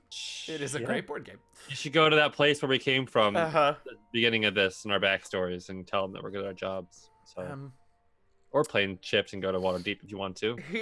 He said, yeah, let me just whip up that spell. He says, I had thought about maybe seeing the Free Cities. Oh my god, that blanket. I am so sorry, but that blanket is everything. I wear this every stream. Have you never seen me pull it up? Nope. My Hogwarts blanket. It's amazing. really good. Anyway, he says, I had thought about going to see the Free Cities, maybe experience the urban life a little. So if I go to Greyhawk, I'll pass your message along. Thank you for bringing our attention to this matter. And as I mentioned, the danger is past, so you can rest easy. Well, I appreciate it. Would you like to stay for dinner? I don't know how to Yes, cook that for would be one. lovely. Thank you for inviting us in. There it is. That would be lovely. Yeah. Oh, you all were for sure standing at the door that whole time. So he just says, "Please come in. I sort of haven't had a chance to figure out how to cook for one, so this will make things easier." Do we have to stay? That Lambo telepathically is just like, be nice, Merrick. That's free food that none of us have to cook. Let's go. I'll take that. Forgetting that we can communicate telepathically, Zafir will mentally apologize and say, "I'm sorry that I interrupted you, but I think it might be better if the town knew as little as possible about Felix Ovid, and perhaps we can peel away at that onion another time." Oh, no, actually, I agreed. I was going to say something similar. Yeah, so dinner is fine. The food is good. It's, sad and somewhat awkward, but you all soldier through. And the rest of the night passes uneventfully. Over the next few days, you get... Yes, go ahead. I was just gonna say, can I try and lighten the mood for the dinner and do a performance? Yes, I love that. Yes, do it. All right, I feel hopefully. I feel like Senda might have some sort of strange proficient. Nope, I'm just totally making that up. Carry on. So yeah, I'm just gonna play probably the lute and just trying to make it as cheerful as possible. I love that. And 23. All right. Yeah, it definitely helps. There's like a super awkward brief moment where like Ren sort of hears the music and like tears up a ton for like a hot second, and then he sort of wipes his face and is able to enjoy the performance, the lovely performance that Zafir puts on for you all. I thought you were gonna say like the really awkward moment where I'm like tuning the lute and going like, "Hold on, all right, just give me another minute." That too, You know of course. what? Yes, Yeah, Lambo. Lambo, because I still haven't used this feature yet, and this seems like a nice Absolutely. non-battle time to use it. She's going to go ahead and use her mystic knowledge to gain proficiency in performance and help. Yay! Yay! What do you want to do? Do you want to sing? Do you want to improvise drum? What are you gonna do? I think she'd sing. All right. With that. All right. Let's have a charisma performance with check with proficiency. Yep, which I'm just trying to remember what my proficiency modifier is. Should be It's 3 at this level, I Okay. believe. That's what I thought. So, let's. It's not bad. It's not Period. bad. Yeah. It's definitely not bad. It's definitely a good thing that you used your mystic whatever the hell. Yeah, and like, oh, why not? Ren tries to join in at one point. And he's terrible. And he's sort of, he's not good and sort of sheepishly stops almost as quickly as he starts and says, maybe I should leave this to the professionals. Lambo will actually wrap arm around him and try and like, it'd actually probably purposely sing badly with him. Aw. I love that. Merrick used this opportunity to have an out-of-body experience and put their senses into Lazarus, so they don't have to hear or see any of it. Fantastic. So as you do that, you see that Minifei is still exactly where she was every time that you've seen her since you all left, which is at her workbench, working on potions and things like that. And every now and again, taking the tiniest of little drops and just putting it like on a corner of the paper. And, generally nothing happens. But as you get there, she sort of moves away out of view, and Lazarus sort of hops down the branch a little bit to get a better view of her. And as he pokes his head around to look in the window, she's standing there just staring directly at Lazarus. And she sort of quirks a half smile and raises an eyebrow and waves.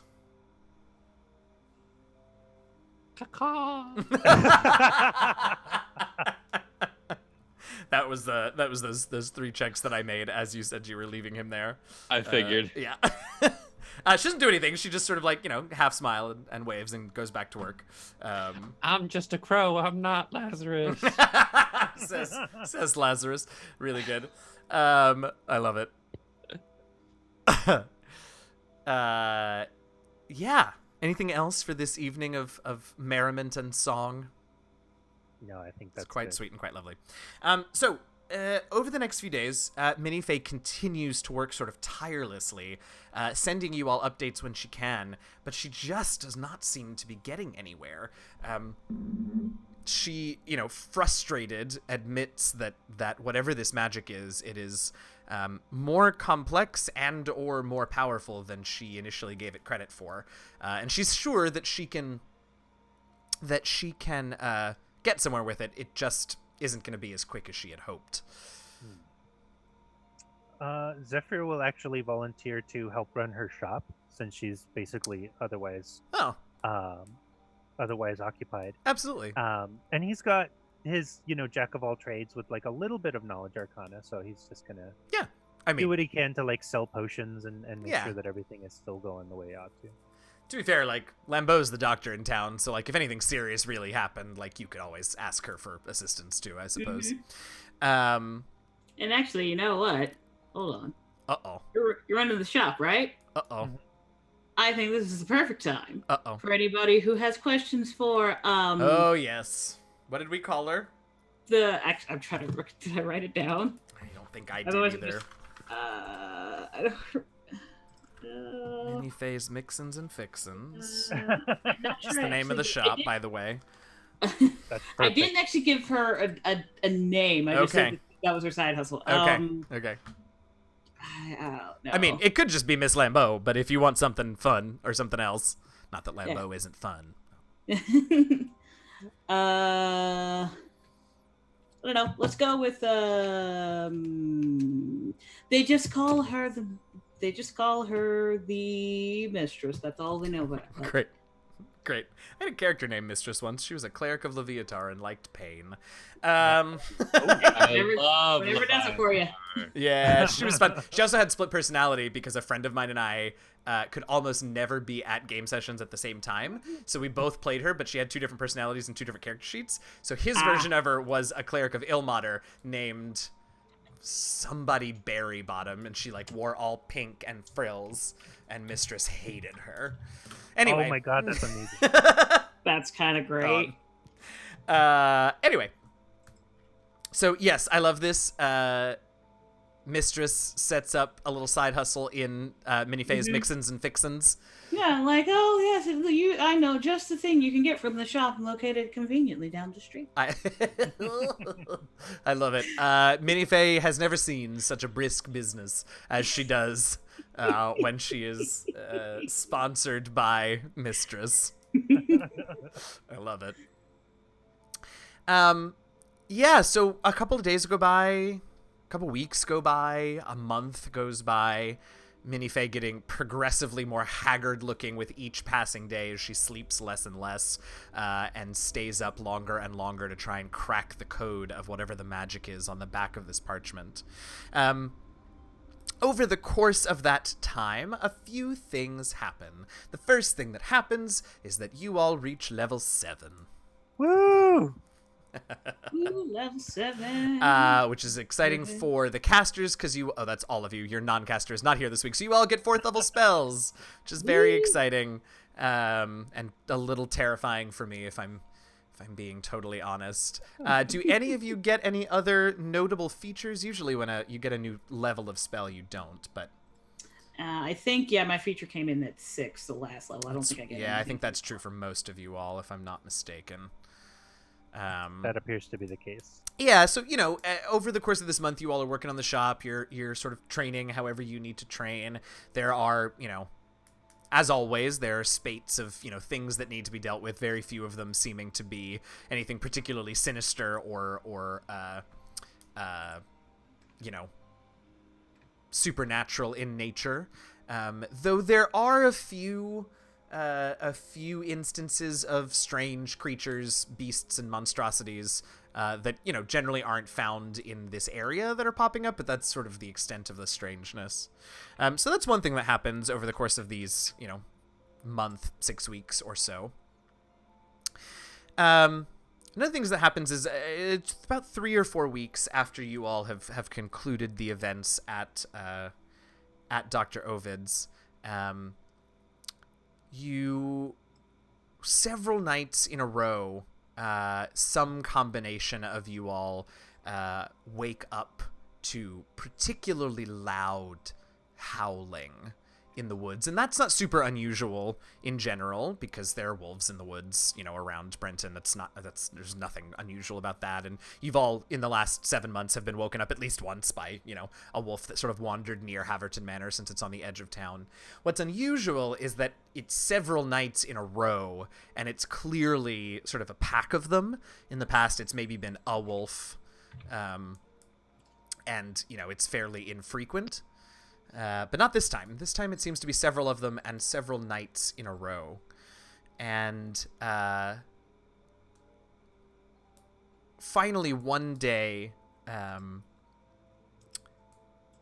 Minnie Faye, about midday, Minnie Faye bursts out of the back of her shop and comes up to you, walks up to the front door of her shop and sort of flips her open-closed sign around to closed, and she turns to you, Zephyr, and she says, "Collect the others. I have finally done it." Yep, Zephyr just kind of starts to stutter something and then just heads out before even completing his.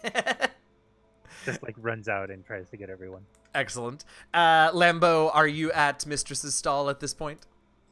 Yes. Okay, are you with a customer? Yes. Okay, great. Tell me about the customer. All right. So the customer, just young maiden who has a facial affliction and is worried that it will not, Aww. her love will not return her affections with such a visit. Oh. And what are you telling her? So I'm telling her, oh, don't worry. Look, now I think there's lots deeper than looks. And they'll like you anyway. But if you insist, you can get I suggest a particular ointment, which you can find conveniently located down the street. And as you say down the street, you see Zephyr coming down the street towards you. Oh, all right then. Apparently I am needed. Thank you very much. Go ahead. Be sure to check out the ointment, and I will be here. I'll be here tomorrow, same time, if you need me. She sort of says, "Oh, should I go get it now? Thank you, mistress. I'll take care. Thank you." And she gives you, You're welcome. a silver, whatever your going rate is. Grab it. All right. All right. So, then Zembo will D whatever. Like, well, Zephyr, are you okay? Actually, mentally, she'll be like, "Are you okay? What's up?" It's time. Yes. We need to go to the shop now. Oh, all right then. Off we go. Scootaloo. Anybody gonna go look for Merrick? Zephyr will send Lambeau and then run off for Merrick wherever he may be. Okay, great. They may be. I'm sorry. Where is Merrick? Merrick would probably be back at the shed outside the house. Oh my God. They've probably been spending this entire time salvage after the wreck cooled down, salvaging body parts, doing research on all the stuff that Ovid was doing. To be fair, all of those parts that were in the cellar were probably still intact too.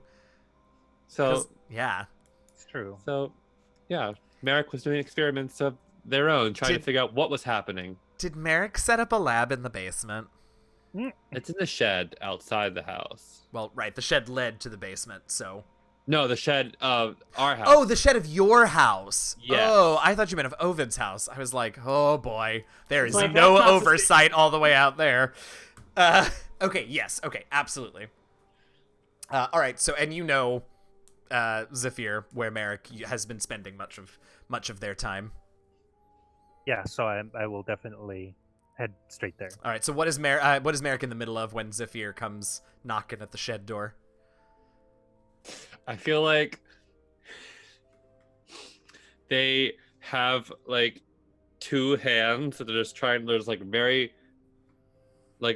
closely studying, and you have no idea what is happening. But it's just two. It's just Merrick holding two hands. Got it. Hand.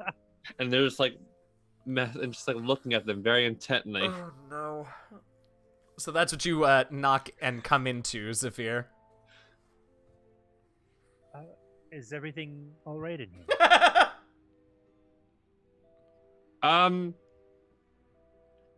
Yes. I- No. Maybe. Yeah. Yes. I'm fine. The hand. Do these hands look the same? Like they belong to the same body? Do you? Look at the fingertips, perhaps. I know sometimes the prints can give you a clue. Oh, these ones burned up. Oh, Whatever. well, Yeah, throw them behind him. anyhow, What do you want? Minnie Faye is calling for us. I believe she is ready. Oh. Huh. Let me hold on. Oh, I just put that in Twitch instead of in Roll20. That's not going to roll any dice for me. Excellent. So, from behind you, Zephyr, from just outside the shed, you hear Zenda go, "Oh, she's ready?" And she like appears out of nowhere. Yeah, just Zephyr jumps like 10 feet, probably. She says, "Okay, well, good Lord, Merrick, what have you been?" It doesn't matter. Let's go. It smells Yeah, to well, high heaven in here, unless you have done something to avoid that, I assume. Yeah, no. Nope. Okay. So you all run back to Minnie Faye's, and she, as you get there, she ushers you all into she locks the door and ushers you all into the back room behind the beaded curtain. And she pulls out the parchment with the schematics on it. She lays it face down on the table, and she takes out a little wide, looks sort of like a paintbrush, and she dips it into a jar that has some sort of like paste in it, and she turns to look at all of you and she says, "So, are we ready to find out what it says?" I believe so. Off we go. And she dips the paintbrush in the jar and just begins to sort of paint up and down the back of the parchment. And as she does, you hear a soft sort of sizzling sound, and the smell of brimstone begins to fill the room. And when she's done painting, sort of nothing happens for a moment, and then what looks like words that were almost burned into the parchment begin to appear, and it sort of covers the parchment, and they are not in a language that any of you recognize. I will cast comprehend languages. I'll even just use a spell slot to do it like Sure. immediately. So you cast comprehend languages, you put your hand on it. It is warm to the touch, this writing. You put your hand on it, you immediately identify it as infernal, and the first line is a contract to bind Dr. Felix Ovid and his soul. Oh shit. And we will find out what the rest of the contract says next week. I know we're a little early, but that is such a good place to end, so we're going to end there. Fantastic. That works. Excellent. Hey, thanks for hanging out, those of you who are still with us, and those of you who are watching later on YouTube. Hi, Graham. Happy to see all of you. Thanks for hanging out. We appreciate it. Let's go around quickly and introduce ourselves, let you know where you can find us on social media and what, if anything else, we've got going on. Let's go in reverse order this time. So that means we are going to start with Ismael, I think, right? I don't remember who we started with. Great. Yes, let's do that. Yes, you are correct. Great. So Ismael Alvarez, I play Zephyr Steward, and you can find me on Twitter primarily under King Lorathorn, aka Elven Wizard King. Way easier to spell than Lorathorn. True, but still good. All right, let's head over to Alicia. Hey, I'm Alicia, NNG98 on Twitter and NNG9 on Twitch, because names got taken. I know there are some other streams I do normally like Saturday, sometimes Sunday, and if you want puns, follow me. That's the thing. All right, Kyle. Hi, I'm Kyle. I'm at not at underscore Nope. at super underscore queero. There it is. That one on Twitter. I'm on a bunch of stuff you can find on Twitter. I just got cast in another podcast. We're playing Urban Shadows. Ooh. I'm in a ghosty boy. Hooray. Teen angsty ghosty boy. So that's gonna be fun. That'll be fun. That's through Off the Table. So yeah. Oh yeah, good folks. Nice. That's Yeah, exciting. I'm Eugenio, also known as your friendly neighborhood dungeon master, DM Jazzy Hands. You can follow me on Twitter at DM Jazzy Hands. I am here with these folks every Monday from 1 p.m. Eastern, 10 p.m. Pacific. 10 a.m. Pacific for Brenton Files, Monsters, and Myths. You can find me tonight on the Variant Rolls channel at 8 p.m. Eastern, 5 p.m. Pacific, playing as a player in a game set in Ravnica.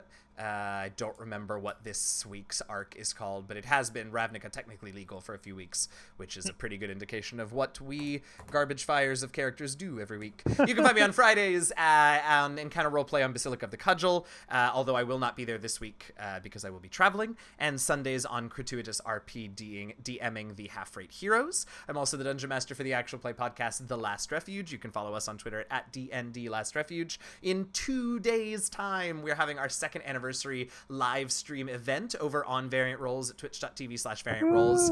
If you're available, we're going to be going live at 7 p.m. Eastern, 4 p.m. Pacific.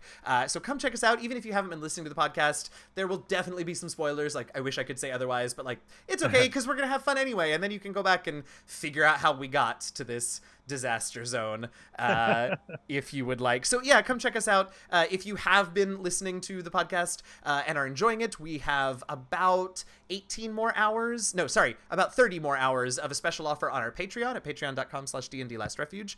So you can get some cool stuff if you sign up or increase your pledge in the next 36 hours or so. So go do that. And that is all for me. We will be back next week.